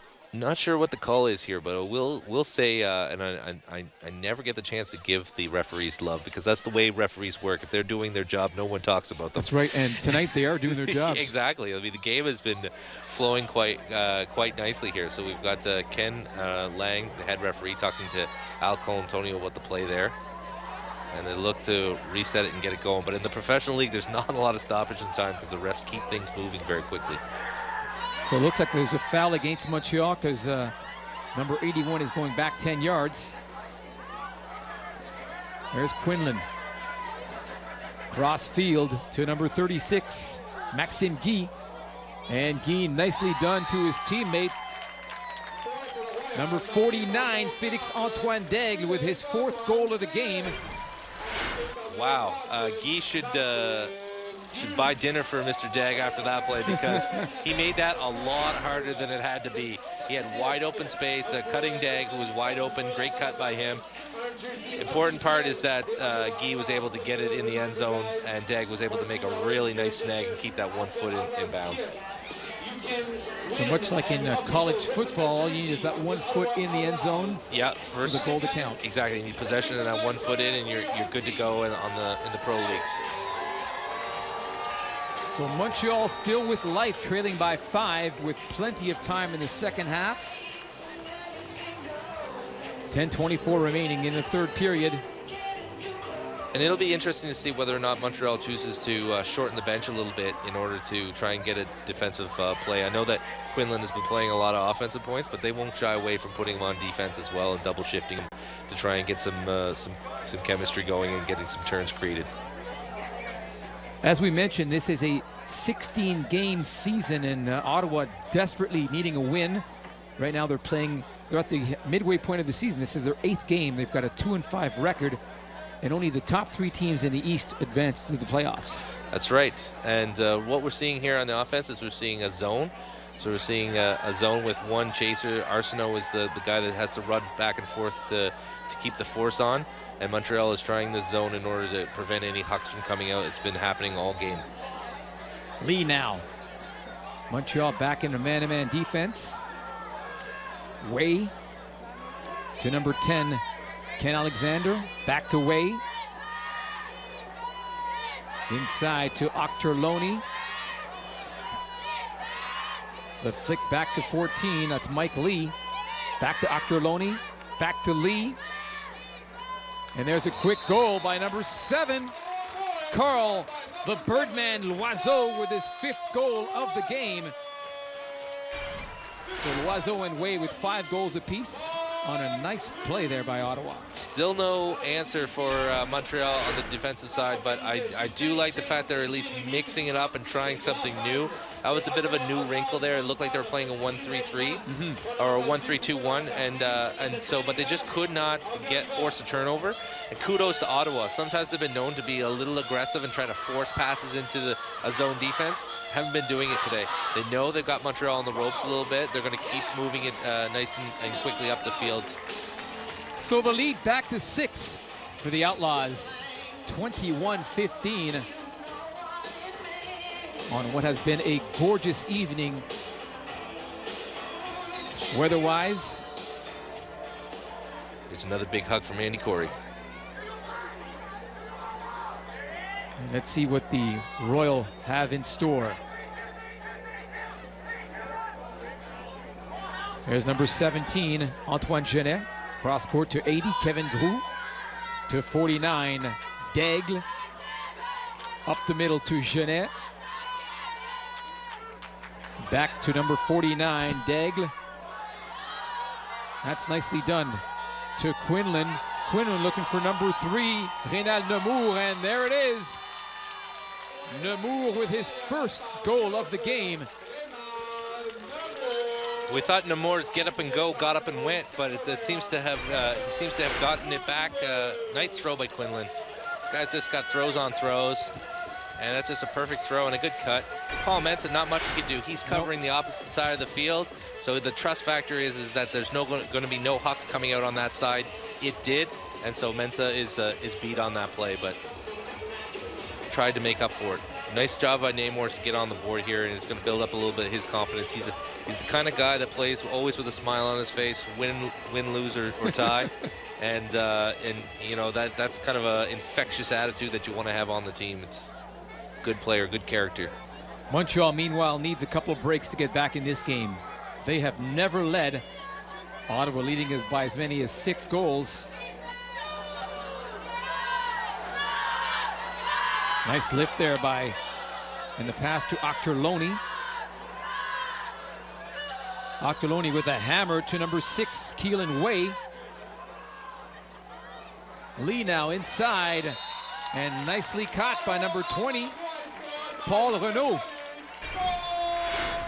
Once the break comes out, it's off to the races for the Outlaws. They're driving the getaway car on the break side there.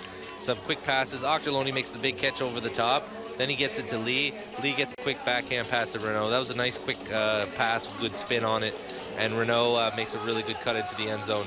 You gotta love guys that can cut, make those 45-degree cuts so that they time it so that they're gonna catch it in the end zone and there doesn't have to be any sort of continuation play. And a very good throw by Mike Lee on that play. So Renaud's first of the game has Ottawa back on top by 6. Score of 22-16. We said earlier in the game in the second quarter that 4 points was no big deal, and Montreal got it down to a 2-point game, but now we're getting in the 6 range, and once you get in the 6 range and you get in the second half, team morale might get a little bit down, so Montreal needs to come out and just have a nice clean play here. They need some breaks, absolutely. And they're going quickly up the field. They're forced to retreat. That's number 17, Antoine Genet, to 49, Daigle. Up the middle to 36, Maxime Guy. Nemours, who had the last point. And there's a nice goal, nice quick goal from 33, Yolande Cabot, to number 49, Félix Antoine Daigle, with his 5th goal of the evening. Daigle's been very good for Montreal tonight, and Cabot, as soon as he got the disc, he did not hesitate looking for Daigle, and Daigle makes it really easy for him, cutting right across the face there and giving him something easy to look at and easy to throw to. So exactly what they were hoping for. A little bit of a hiccup at the start there where there was almost a D right off the bat, but once they got flowing there on offense, they had a nice quick point. O-line's got to be patient. They got to believe in their D-line that they're going to come out there and get some Ds for them, and in the meantime, they got to take care of business on the offensive side. Well, what they need are more breaks. They can't be matching Ottawa goal for goal. One thing to note here is there was another Rochester import this year for the Montreal Royal who's inactive tonight. His name is David Ferrero, and he was leading the team in Ds this season, and he's definitely missed tonight. Just a tall, lanky guy that can make plays. He's a game breaker. He's not in the lineup tonight due to injury, and hopefully he'll be back soon, and because Montreal needs him if they're going to chase a playoff spot again this year. Loiseau back to Jensen. On the other side to number 43, Andrew Octorloni. Back to Jensen. Up the middle to number 10, Ken Alexander. Jensen's open from behind. 2-man game being played. Alexander looking for a cutting way. He is open. Now to number 9, the franchise. Loiseau on the other side. Nifty passing by the Ottawa Outlaws, and there is a quick goal by number 6, Keelan Way, and number 6 with his 6th goal of the game, and the lead back to 6 for Ottawa. So, Richard, you're seeing why teams at the professional level with no win don't play a zone. It's because when you're playing man-to-man offense, you're trying that time pressure tactic that they use in many other sports. It's in your face. You basically cut down their time. They only have 7 seconds to get the disc, and you cut down, give higher pressure for them to get the disc off and get it to somebody that's open. When you play zone, you sit back a little bit, and if Ottawa's got all the time in the world and they're very good and skilled at throwing and catching, And with no wind, then you're taking away that variable as well. And it's bam, bam, bam up the field and the quick point. So they're going to have to find a way to make those handler passes in the zone a little bit harder if this zone is going to work. Nice pull that turns inward right to number 49, Daigle for Montreal. Here's 33, Yolande Cabot. Back to 17, Antoine Genet. Up the middle to number 81, Quinlan. Cross field to number 36, Maxime Guy. Here's Namur. Montreal looking good in this sequence. And there's Groux to a wide open number 17, Antoine Genet for his third. That throw was sick, wicked, and nasty. Look at that. Look at that throw. After that throw, Nick Boucher, who was marking Groux on that play, walked over, shook his hand, tapped him on the back, and said, "You can have that. Good for you. I enjoyed watching it." Because you know that what are you going to do? You can't stop that. You know, you can try and take that away, get your hands up, and then he's going to break you underneath. So, you know, Boucher's got to let him throw that, and he's got to hope that there's going to be a turnover. But just wonderful play by Montreal up there. You wish, and you look at that and you say, why can't he do that all the time? It's because it's very hard to pull that off. Montreal needs a break to cut into the Ottawa lead. They trail by 5 with 6:40 remaining in the third period. Alexander. Back to Jensen. Back to Alexander. Here's Loiseau on the side. Ottawa with all kinds of openings. Alexander back to his brother. Jensen. The Outlaws very, very patient on offense. Here's number 20, Renaud. And look at that pass from Renaud to number 14, Mike Lee. Lee now with 5 goals. You can just see the confidence of Paul Renaud just going up and up in the game. He got that big huck off in the first half. Then he throws a flick huck, and now he's just looking for it. And with the zone, he's got no mark on him, right? So they're sitting back on that, and it's just a really good throw. Mike Lee with another great cut as well. I mean, that throw was tight, and Mike made the perfect cut in order to come down with it. But we noticed there, it's really hard to put a zone on when you got someone like Derek Alexander. That's the safety valve for the team.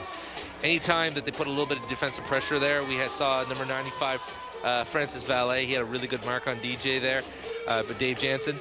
But Derek is always there, and he's always open, and he's always giving them that quick reset into the middle of the field, and it's very helpful for the Ottawa offense. That's got to be demoralizing for Montreal. They score a quick one, and Ottawa comes back and brings it back to a 6-point lead. Let's see what they can do in this possession. There's number 80, Groux. And there it is, another beautiful pass from Groux to number 81, Kevin Quinlan. 6-point for Quinlan. And they need to stop on the other side now. That's beautiful ultimate. Look at that big fake. And then a flick. That's incredible. Inside out over Nick Boucher, who's no slouch. Kevin Quinlan. I mean, he's the shorter guy in the matchup there, but he's running to the right space. That kudos to Groux on that. Groux on that. Beautiful pass. Beautiful pass. And so they're doing their job. The O-line is holding court here. They're holding C. And they're giving a chance for the D-line to come up with something. And there's still lots of time left in the game here. We're still in the third quarter. We got about 6 minutes, a little under 6 minutes to play. We got an entire fourth quarter to go. So let's see what Montreal can throw, what different wrinkles they can throw on the defensive side, and let's see if Ottawa can continue this pace of play on the offensive side, continuing to score very high. It's interesting to note, Ottawa came into this game with a surprisingly low conversion rate for the O-line, only about, during the season, only about 50%. And when they play Montreal, it's a lot higher because Montreal just doesn't have the matchups in order to stop the key players in the Ottawa Outlaws. Mike Lee back to Octorloni. Octorloni back to Lee on the left side of the field. The fake. Way now. Back to Jensen. And again, Ottawa steady on offense. And there is the pass. And there is the goal by number 20, I believe. That's number 10, rather. Ken Alexander with his third contact in the end zone. He held on. And Ottawa back up by 6. Well, Ken's bread and butter has always been he's very, very good in the air. He has a big flick huck as well, but that was just a good play. He gets a congratulatory shake from his defender there. Andre Arsenault actually played defense as well as you possibly could there. That was a break pass to the wrong side of the field. In Arsenault's world, he's supposed to cover the other side. He managed to close the gap there and try to make a play on it. It wasn't worth running right through Ken on that play, and Ken was able to box him out and make the grab there. So very good play for Ottawa. They continue to play really, really strongly on the offensive side of the disc. So let's see if Montreal can match. They almost have to match it point for point. Not getting any breaks in the third period. And the pull coming back in the air, and there it lands at the 40-yard line. And it nearly picked off there by Ottawa. Caught by number 49, Daigle. Crossfield to number 3, Nemours. To Grue near our angle. And Grue, nearly caught as it was deflected by the Ottawa defender, but nearly caught by number 17, Antoine Genet. Nice effort by Genet on that play. Almost came up with it. And Montreal needed that turnover, because one more goal by Ottawa would have probably sealed the deal. And there is the goal by number 81, Kevin Quinlan, with his 7th goal of the evening. Excellent work out to space. They managed to continue. The O-line got the disc back and scored the point. They're going to go back to the sideline and tell the D-line how it's done here. They said, oh, yeah. Kevin Grue has just been, he is not afraid to put it up right now. No, he's not. Doesn't matter the matchup, doesn't matter the angle. He's got to throw for it. So, definitely if you're Ottawa here, you want to basically match that point with a point of your own. You want to do it as quickly and efficiently as possible, and they've done it all night, and they need to keep doing what they've been doing. They've been doing an excellent job playing offense tonight. Wonderful treat for the fans. And the AUDL website, whoever the man responsible for critiquing the teams and listing them in the top 26, had this to say about Montreal's attack. The aggressiveness of the Royals' attack is their biggest strength and their biggest weakness. Yeah, absolutely, because if you're playing against a team that has absolute game breakers on the defensive side, like the Toronto Rush, that's that's basically a recipe for some self-destruction there if they're sitting back waiting for those big throws. But against Ottawa, it seems like it's a good solution for Montreal. If they can't beat them underneath, they're going to use Grue's amazing throws, and they're going to use Quinlan's ability to get in the end zone and catch. Derek Alexander to Jensen, cross court to Loiseau. Ottawa really taking their time on offense, almost burning out Montreal. And there is Alexander with his first point of the game. Nicely done there by Ottawa. And the franchise getting on the board. He's got many assists, but his first goal of the game. It's the speed and quickness. It's amazing. It's yes, he has some straightaway speed like most people, but like a Dave Jansen, Derek has that quickness and the agility to break open away from people, whether it's up the field or just even in a short, tight space. And that's really what makes him dangerous. It's very hard to play him. Do I try and take the deep? Do I try to go in on him? And really what you're trying to do is you say, I'm going to give him something. So I'm going to try and give him the thing that he's will cause the least amount of damage on it, and hope that someone else has to make a big throw. Not on that play. Derek managed to break away and catch it in the end zone. A very nice throw by the Outlaws as well. Well, I've talked about Montreal's Achilles heel for Ottawa. It may be the fact that they've yet to hold an opponent to 20 or fewer goals in a game, and right now they've got Montreal at 20. And that's why it's exciting, and that's why you're seeing a lot of young players playing on the defensive side here. Boucher, McGregor, and you've got Arsenault as well. These people are getting a chance to play because they've tried the veterans who are excellent ultimate players. But at the professional level, Ottawa has a problem. They don't make the other team turn the disc over enough. And a nice pass by number 86.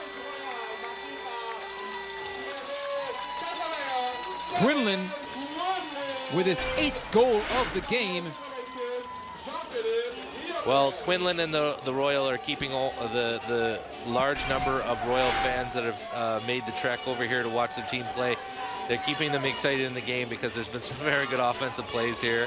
And Quinlan's been, he's been just filling up the stat sheet again. Has he ever? And it's no surprise. I mean, his numbers are gaudy in the first 10 games of the season for the Royal, and you can see why. He's just not a particularly flashy player, just efficient, knows where to go, knows what to do, plays with a lot of confidence as well. But getting back to the Outlaws, you know, when they give up a lot of points, I think they play a fast game, and that's pretty good. Here we look at the team leaders for the Royal. Quinlan with 21, Jeunesse with 30 assists, and defensive turnovers created. Dag, not only does he score a lot for his team, but he has 14 defensive turnovers in 10 games. Incredible. Back to the action in Ottawa. And there's that break Montreal needed. Nice deflection there by number 12, Philippe Tivierge. Can Montreal make them pay? Here's number 20. Two-man game being played. Number 22, Christian Mathieu. And a goal there by number 20, who emphatically throws the disc on the field. Nicolas Brochu with his first of the game. And the gap now cut to 4. I think the disc spike had nothing to do with scoring on Derek, which is always a thrill. I don't think you want to wake up the bear there. No. I think it had more to do with the fact that they've been trying so hard to score a point and force that break, and they finally did. So we were looking at a 6 or 7 point game back and forth, and then all of a sudden they get that one break, and it makes it a little bit close. They got to dial it in. Champagne is making a lot of, he's playing the chess pieces right now. He's got a lot of guys in. And I think if you're Champagne, you're going to look to try and play Tivierge a little bit more, because he's the guy that made the play there. He stepped in and he made a really good defensive play. And you want to put more guys like that on the field. It's really tough. You know, there's some players that their bread and butter is playing the system, right? They do what they're supposed to do, and that's not necessarily flashy. There's other guys that they have a job to do. They're a game breaker. They know they're a game breaker, and if they're not forcing turnovers, they're not going to see the field. So they play a different style of game and play a little bit more aggressive. Kevin Gru lofts it high on the pull, and Ottawa nearly losing it on that last throw. But a good catch there by Jensen. Alexander. And a catch to a sliding number 12, Matt Hogel. Back to Lee. Ottawa playing aggressively, and Lee overthrows it to number 22, Alec Arsenault. So Montreal now with a chance to cut into the Ottawa lead. Under 2 remaining in the third period.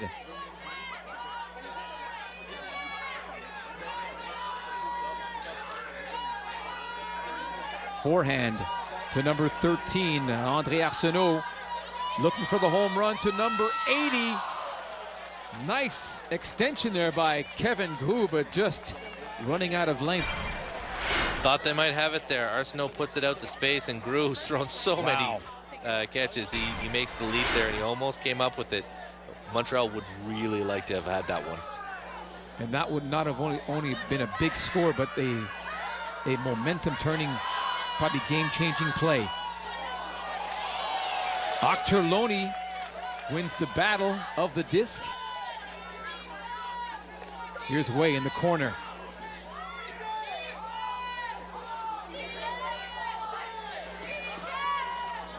Inside Octerloni, and there's a quick goal by number 14, Mike Lee, with his 6th goal of the game. So the lead back up to 5 for Ottawa. Usual suspects working the disc up the field together. Now Montreal had a real opportunity there. Not only that they forced the turnover, but Ottawa was playing back-to-back offensive points, so they switched it up a little bit. They took that extremely efficient line, and they had a couple of guys that were tired, so they took Jansen out and put Matt Hogle in, and they took another cutter out, Paul Renault, and put in Alec Arsenault. Two fine players, haven't been playing O-line all night, and they struggled on that play, led to the turnover. And then when Montreal unfortunately wasn't able to score on that point, the usual suspects, as I said, came right down the field. Derek getting it to Mike, Mike getting it to Octorloni making a quick pass, and then ending up with a score to Mike Lee on that play. So chance squandered for Montreal on that, but you know, they still have a lot of time left. They still have a fourth quarter to go here. They've got to build on the success they had in the last couple of minutes. Under a minute remaining in the third period. Montreal now on the attack. Here's 49, Daigle. To a cutting number 17, that's Antoine Genet. Cross field to number 36. Back to Genet. Daigle's turn now, and Daigle going for the home run. It is high up in the air. Can it be knocked down? And it is by number 74, Russ Nichols, but he's cut for the foul. There's the replay. Nichols, well, looked like he batted it down before he made body contact, but they're calling the foul. The official thought otherwise. And look at that catch by number 81, Kevin Quinlan. Excellent throw out to space. Kevin Quinlan's been doing it all night. He's just filling up the stat sheet right now, and he just a very athletic play on there. Not afraid to throw his body on the line here.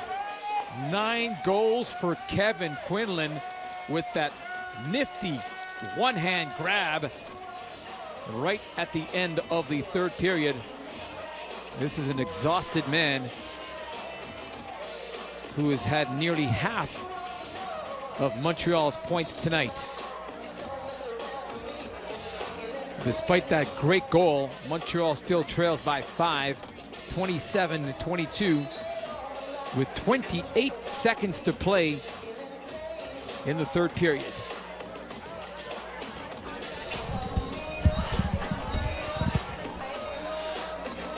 So only 28 seconds to play, as you said, and it looks like there was some sort of violation which allows the Royal to throw the pull from a lot closer, so probably an offside on the or some sort of post-score theatrics on that. I missed it, and I'm not sure what the call was, but definitely advantage Royal on the pull here. Ottawa back on offense. Number 7, Carl Loiseau. And nearly tripped up was Mike Lee. Lee back to Loiseau.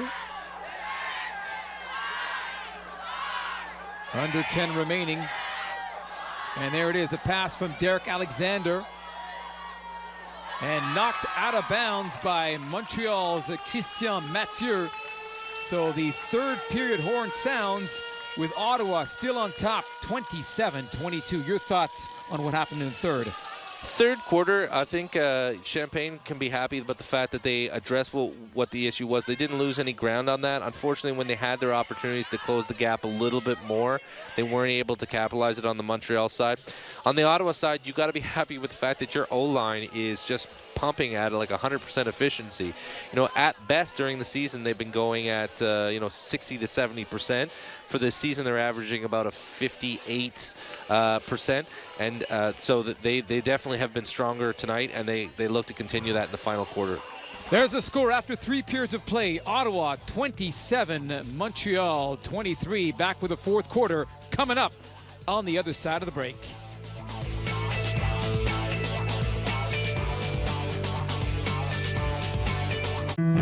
Look how far we've come. It's a family united. The Russians have made contact. They are very dangerous people. So are we. For them, family is a weakness. For me, it's my strength. We should never have got into this, Tom. Call 1-888-ROGERS-1 to order.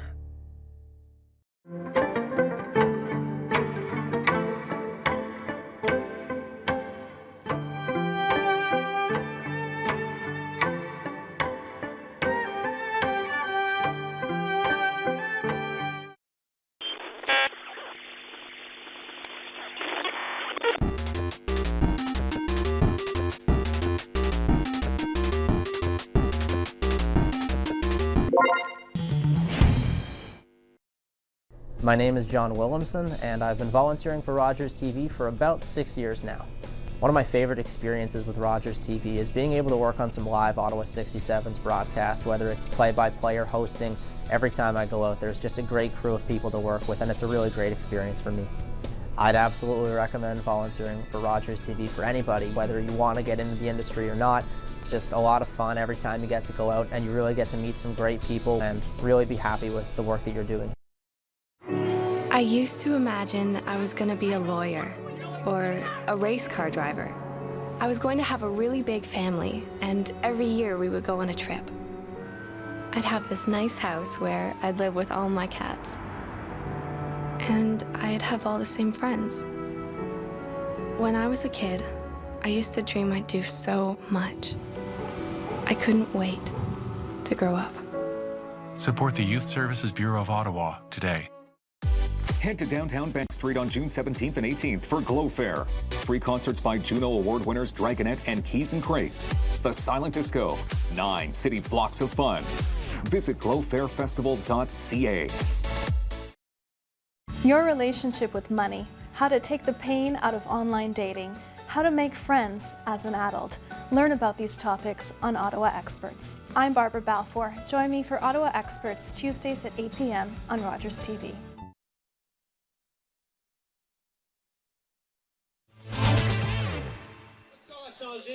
Back at Mont-Bleu High School in Gatineau, Quebec for the start of the fourth period. But before we do that, let's take a look at some of the highlights in what was a balanced third period. Steve? Yeah, it was an excellent third period for both teams. I know that Montreal wanted to have close the gap a little bit more, but they didn't. Both teams did not stop the flicks into the end zone, the backhand hucks in the end zone.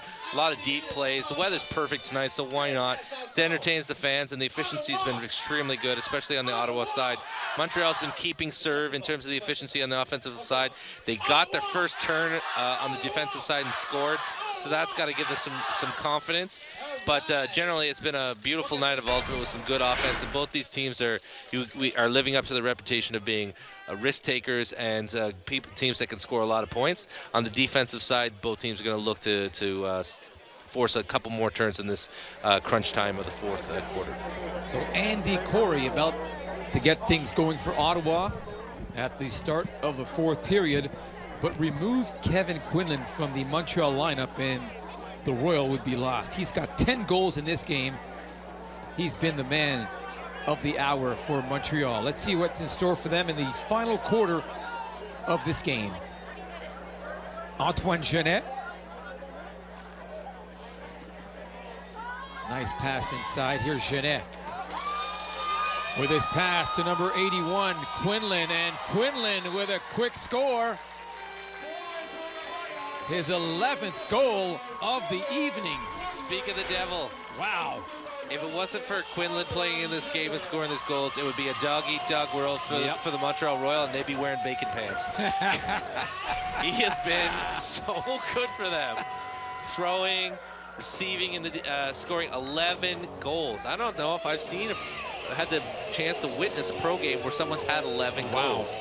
So, I mean, and his team's not even winning, right? So yeah, and they've tried different matchups. It's not, John Haig has been, I would say he's had an excellent game on the matchup side. He's taken Yolan Cabot completely out of the game. That's a guy who's played for Canada internationally, and so, but taking away Cabot has opened up, grew, and has really allowed Quinlan to just do what he does, and that's fill up the stat sheet. Incredible. Pull goes right into the hands of Derek Alexander. Jensen. Cross field to number 14, Mike Lee. Lee with a tough pass for Alexander that was knocked down by Montreal's number 20, Brochu. So let's see what the Royal can do with this turnover. Hammer throw. And who else? Newcomer on the scene, number 8, François Xavier Ott with his first point. Oh, what a catch. We thought that might be Quinlan again. He's got the same look to him, and he's playing the same way too. It's fantastic. But you got to be happy for Nicolas Brochu, number 20 there. He was playing against Derek, and he did what no one else has had the ability to do, and that's put defensive pressure on that dump pass. And Mike Lee had very tight window to throw into, and that's what led to that defensive turnover. And as soon as they got the disc, they decided not to play a tactical style. They just went hammer over the top to the guy who they probably thought was Quinlan. Yep. And Oat with an excellent grab. But he was missing the 1 on his jersey. He's number 8. Exactly. Quinlan's 81. And just like that, folks, Montreal is back in this game. Now trailing by 2, 27-25 in the 4th period. What a catch! And coming down hard is number 20 for Ottawa, Paul Renaud. Is he okay? He hasn't moved. And now shaking. Oh boy. Yeah, this does not look good. This is definitely scary here, folks. This does not look good. He went up high, made the catch, and came down hard, and now he is shaking uncontrollably. And silence has permeated in at Mont-Bleu High School. It's a very scary situation here, and and I believe they're calling the ambulance. Wow.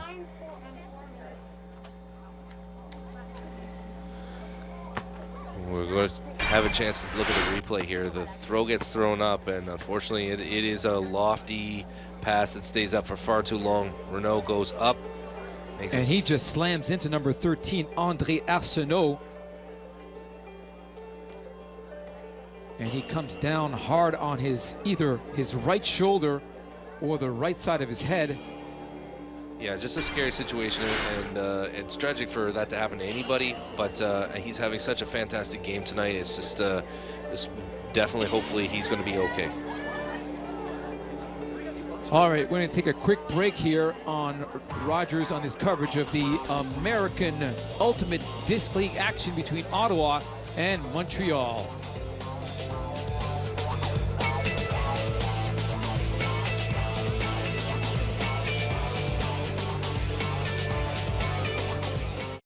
Hi, I'm Mark Sutcliffe. Join me for Talk Ottawa on Rogers TV. We talk about the topics that matter to you, the issues that are developing right here in your community. We speak directly to the newsmakers and the experts. Talk Ottawa on Rogers TV. TV is about to become more captivating. Movies more real.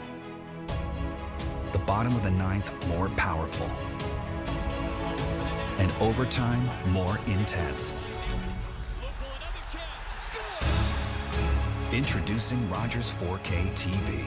Get closer to the action with 4 times the resolution of HD. Experience what's next. My grandfather was actually a police officer with the Ottawa Police. It was always what I wanted to do in life. I never wanted to sit just in a desk and do the same 9-to-5 sort of job.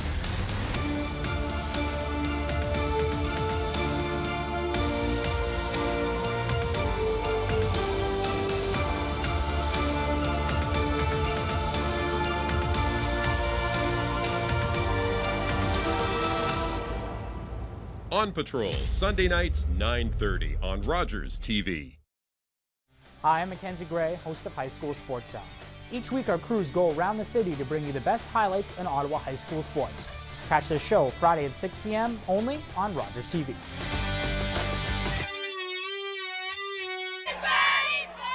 And back to the action now. Mike Lee with the disc in his hand. The release to number 9, that's Derek Alexander. To number 6, Way. Back in Way's hands. The pass to number 9, Derek Alexander. And there is the goal by number 8, David Jensen. And Jensen getting on board for the first time in this game. Savvy veteran who's doing a lot of paperwork in the backfield for the Ottawa Outlaws, and finally he gets a chance to get some screen time here. So just an excellent play by Dave Jansen, and getting congratulations for his team. So he hasn't played as much. He played professionally for the Outlaws last year. Just been such a strong national player for a long, long time. Played on the Powerhouse Goats team, the club team for years out of Toronto for, I don't know, 15, maybe 20 years. Just such a strong player. And but he loves playing professional ultimate in Ottawa with his hometown team. And when he's called upon, he's extremely valuable. So he's stepping in for Kinley G. He's kind of the future of the team, and lending a very valuable asset to the Outlaws. And there is the pull by Ottawa. Montreal starting deep in their zone. There's Namur.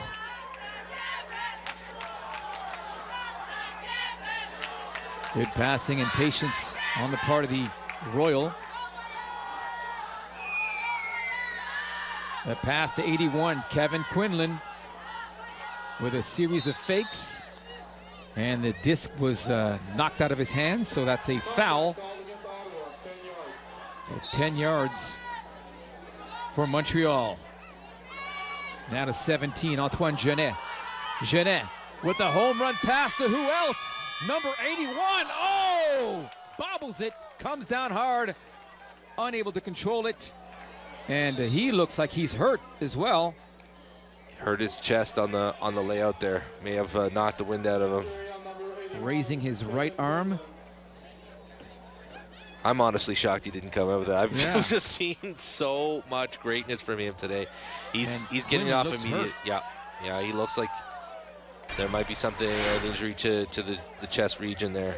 Let's see the replay. Ooh. He came down hard on his right wrist and forearm, as you can see, holding on to it. Maybe he knocked the wind out. Yeah, could be something to do with the ribs. But we're not doctors, so we'll see what the training staff has. But we like to play ones on TV. Yeah. Nonetheless, here's Ottawa back on the offense. Nick Boucher to number 12, Matt Hogel. Cross court, there's number 13, Andy Corey, with a long floating pass, and that was knocked out of bounds. The trajectory of that pass looked like it was coming back in field, but knocked down at the last second by number 33, Yolande Cabot. Excellent play by Yolande Cabot, just showing his range. Not only is an offensive player, but when he's counted on to play defense, he can chase down the offensive player and make the D. Cabot, an East Division All-Star last season for Montreal. Had the kind of season that Quinlan is having this year. Just filling up the stat sheets. Wonderfully talented, very few turnovers. Good defense on the part of Ottawa, holding Montreal deep into their zone. And there is the long huck, but it won't be enough for number 33 to catch. That's Yolande Cabot. Might be a direct result of getting cool. It has gotten a lot cooler. Sun's down. The guns are still out. The throws are coming out there, and that long injury time might have slowed everybody down a bit. Here's number 13, Andy Corey, floating pass, knocked down there by Reynald Nemours. So another turnover by Ottawa. Montreal's playing like a team that wants to make the playoffs. They are. I saw a foot block on the Andy Corey throw there, and just really playing a lot harder after the injury time here. Cabot. Back to number 49, Daigle. To number 17, Genet. Genet double teamed. Gets it back to Cabot. To his teammate, number 80, Daigle. Make that Grou. My mistake, Grou. And a timeout called on the field with 7:22 remaining. Ottawa leading 28-25. That's the right play. They were going nowhere fast. They were losing yards on that play, and they looked ugly, and it was a smart play to call at the time. So they're going to get to put whoever they want there. If they want to put some fresh bodies on in order to get the play. How much you want to bet Grou will be on the field? Or Quinlan, who subbed off before. They might have a chance to get him back on the field here. Yeah, Quinlan's back on the field. That's strategy right there. Strategic. Yeah. At a key moment in this game. It's great to, and here we see the team leaders for the Outlaws going into this game. Carl Loiseau had 23 goals, assists 29 for Keelan Way, and Nick Boucher had 10 defensive turnovers. So back to the action, and Montreal with the disc in hand. Here's Quinlan making his presence felt right away. The flick to number 80. Gru comes down with it. Good defense on the part of Ottawa. All kinds of cuts by the Montreal players. And there is Quinlan again. Back to number 21, Monfette. To 49, Daigle. Gru's turn now. Gru with the pass, upfield, but not enough speed by number 33, Yolande Cabot, to get to it on time. Always a disheartening feeling when you find yourself trying to chase down a disc that you're not going to be able to go. It feels like you're molasses going up a hill on February. It's just... Ottawa now back on the offense. Number 21, Colin Froats.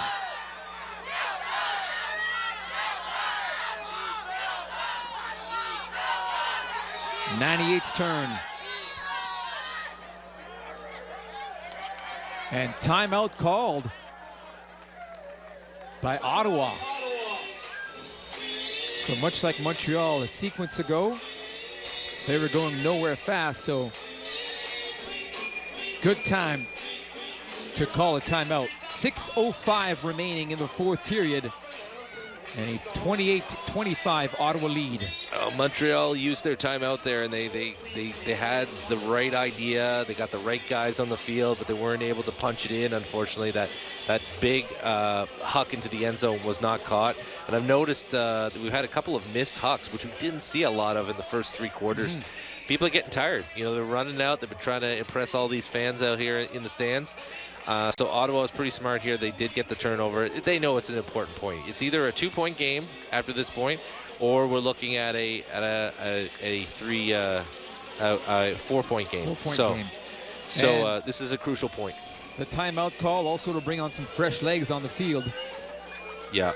When we look at emerging stars, that's been a narrative that's going here. Alec Arsenault in 6 Ds in the last 2 games. The team leader only has 10 the whole season. So Alex didn't get any play time going into here.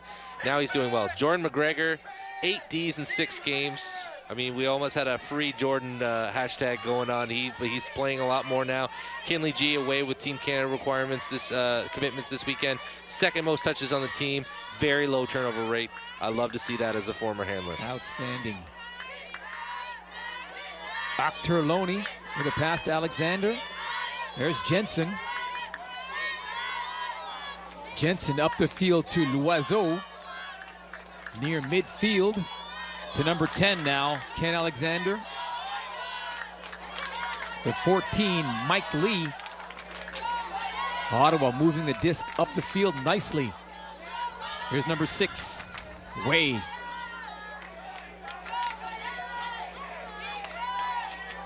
Way again. Oh, beautiful pass to a cutting David Jensen. Jensen scoring for the 2nd time tonight, but what a pass.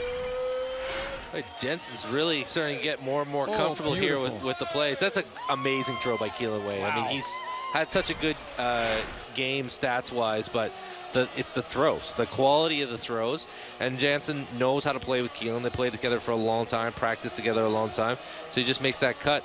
And the Montreal defender probably, when he saw Jansen go, and he said, oh, he's just trying to clear out space. Well, he was clearing out space already. He was clearing out space to score.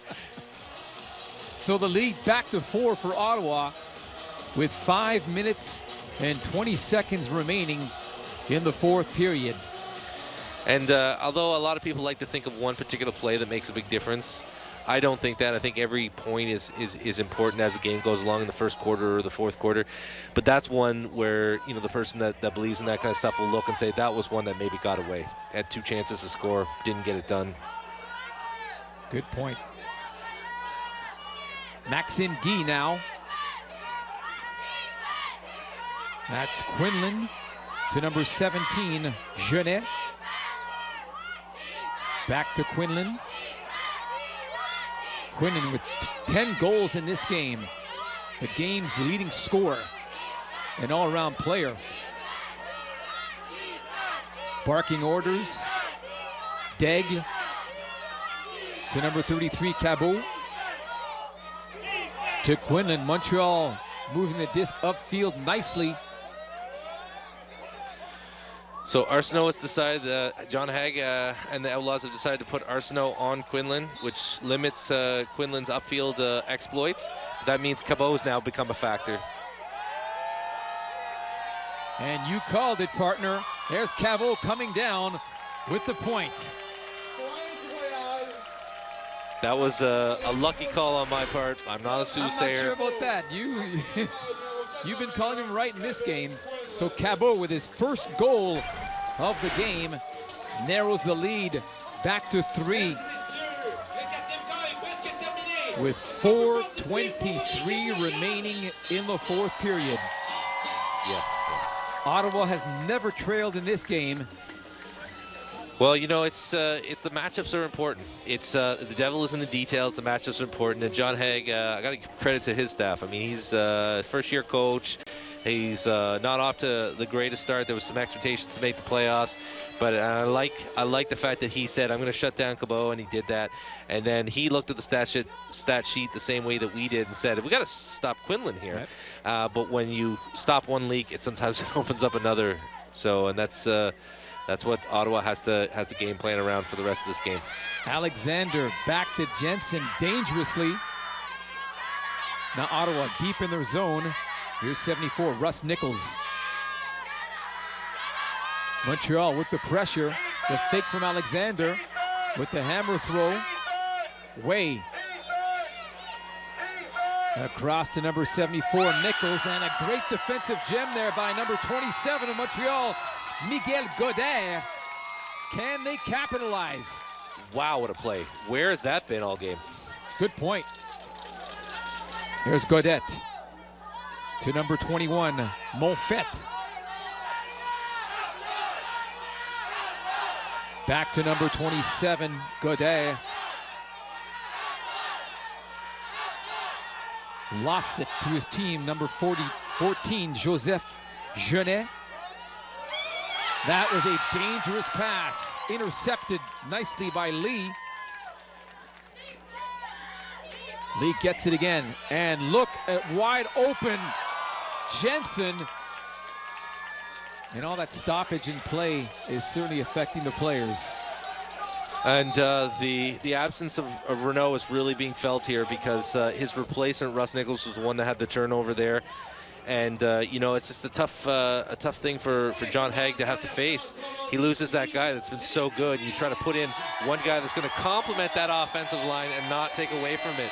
But when you get into the lineup, you want to show everybody what you got. And so Russ Nichols gets in there. There's a turn, and as soon as they turn it over, the Royal get the disc, and then they turn it over themselves. So those are the ones that get away. You know,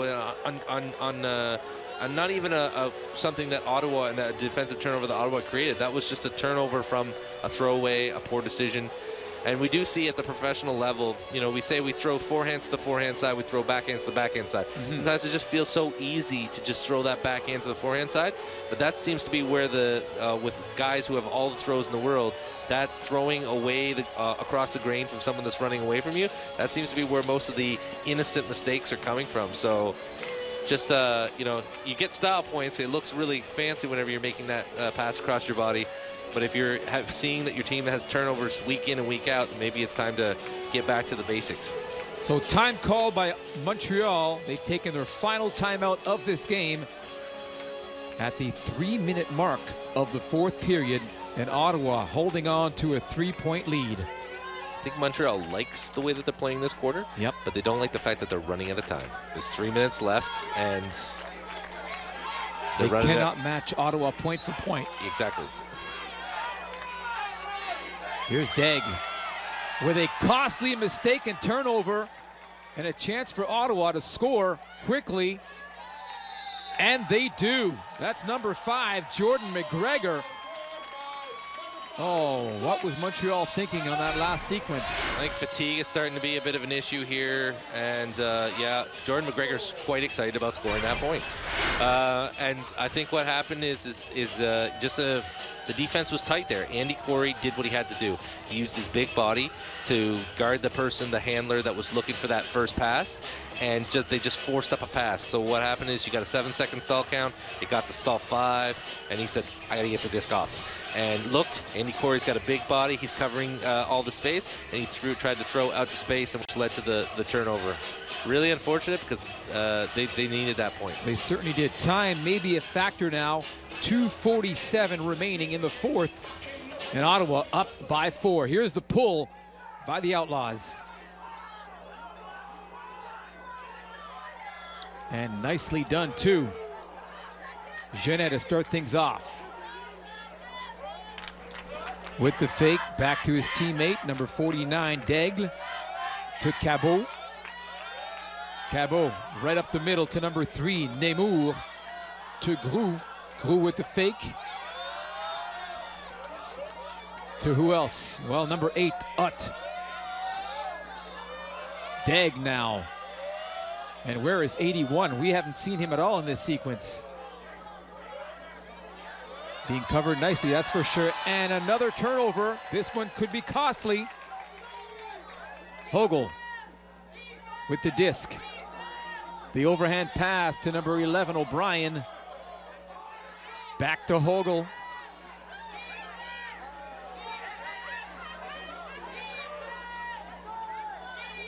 That's number 22, Arsenault. Going back deep to number 98.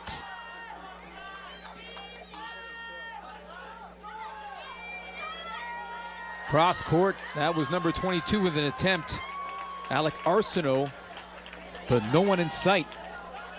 The defenders giveth and the defenders take it. They force the turnovers, but when they get the disc in their hands, they have to be good at scoring as well. That's the beauty of this game. You can't just be a one-dimensional player, and I know they're not, but the D has a turnover there.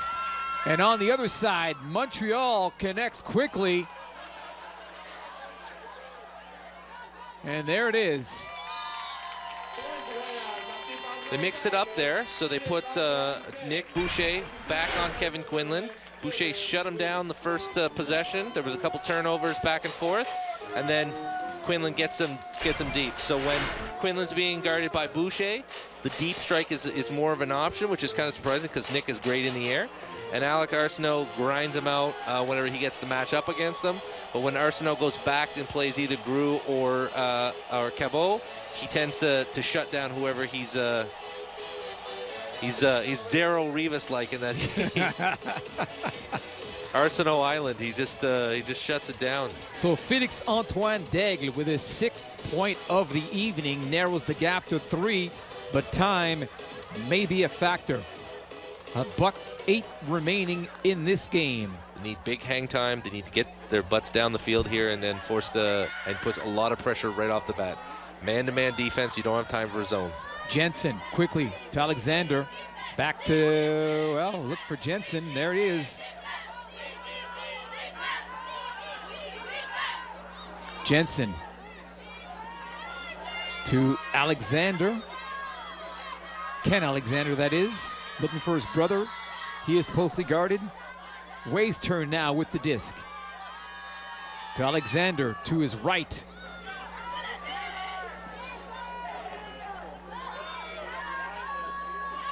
And Ottawa eating up a lot of clock on that sequence. Only 31 seconds remaining. And a quick turnover. Let's see what Montreal can do. Hutt in the end zone, looking for his teammate. Just a little too high. The pass intended for number 22, Christian Mathieu. So but that looks like it'll do it, folks. Gabriel Monfette, he's had the task of trying to guard Derek. Unfortunately, there's been a couple of times where he's really put a lot of pressure on, but it hasn't worked for his team in terms of converting and scoring in the end zone. 10 seconds remaining. And Ottawa, folks, will win their 3rd game of the season and their 2nd over their arch rivals from Montreal, winning this one by a score of 30-27. Great game by the Outlaws for their fans and also for the visiting Montreal Royal. Well, we got to give a lot of respect to Montreal. Came and played an excellent game in front of all these fans. Kevin Quinlan with an amazing game, one to remember. Both you and I are so impressed with the way he played. But the player of the game tonight is Keelan Way. He's on the winning team, and he was a huge factor, especially on the offensive side. Great throws, great grabs, and very few turnovers. Well deserving of the MVP award. And a great win for Ottawa in a game that was marred by an unfortunate incident in the early stages of the 4th period when Paul Renault went down hard. He was carried off the field by ambulance. We hope he's all right, but I'm sure his teammates are thinking of him. This win will probably be dedicated to him. But a great game by the Ottawa Outlaws, who win their 3rd of the season at the midway point of their season. Their record now 3 wins and 5 losses. And it's important to note, I'm sure Ottawa would like us to mention this, Montreal not so much, that the win streak for Ottawa in professional ultimate is 5-5-0. They have never lost to Montreal. And this is a team that made the playoffs last year. So Montreal says, look, we need to get off the schneid in this next game. They got another game against one another later on in the schedule, and they say, we cannot lose to Ottawa when we play them in Montreal. We need that win, because that'll be the absolute deciding maker whether or not they have a chance to make the playoffs or not. Ottawa, they get the 3rd win, and all of a sudden they've got some game in hand. So they've got to make some hay when the sun is shining here. They've got a lot of games coming up, and they got to win. And both teams showing their appreciation to this vociferous crowd on hand at Mont-Bleu High School. Great game for them. So guys, stick around. If you guys want to win, it's been a great game and a lot closer than the last game. Went either way, and that's exciting ultimate whenever you have when you have 2 teams that could swing either way. And I think Montreal has to feel a little bit better because Jean-Lévis Champagne said it best at the half. They needed breaks, and they finally went out and got some breaks and closed the game a little bit. So the next time that they play in Montreal, there can be no excuses. There's got to be a win for the Royale, and Ottawa's got to feel good about this win, and it's a good step. Win last Sunday against the DC Breeze is a team they're chasing. Win against Montreal, another team they're chasing. Now they got to go after teams like the Philadelphia Phoenix and teams like the New York Empire, which are winnable games, and they're on the schedule. They can do it. They need to bear down and make sure that they get their best players back from Team Canada commitments. All right, thank you very much. We are ready to go down to the field with Steve and tonight's player of the game, Keelan Way, with 6 goals. Steve? Thank you very much, Richard. And yes, standing by with our player of the game, Keelan Way. Keelan, right off the top, obviously the serious situation with Paul Renault in the 4th quarter. Obviously, our best wishes are going out to him as this evening. What did you see from your vantage point? Were you on the field or were you on the bench? Yeah, I was on the field. It was a great catch and then just a tough fall. I mean, we knew we had to just bury that and come out with emotion and finish the game hard because this is still pro sports. So, yeah. Absolutely, and you certainly had a great first half offensively. Certainly, yourself and Carlo Alzo, the deep game was working very well. They made a few adjustments in the second half, but your offense was still able to move. Just a thought offensively on your performance with 30 points tonight.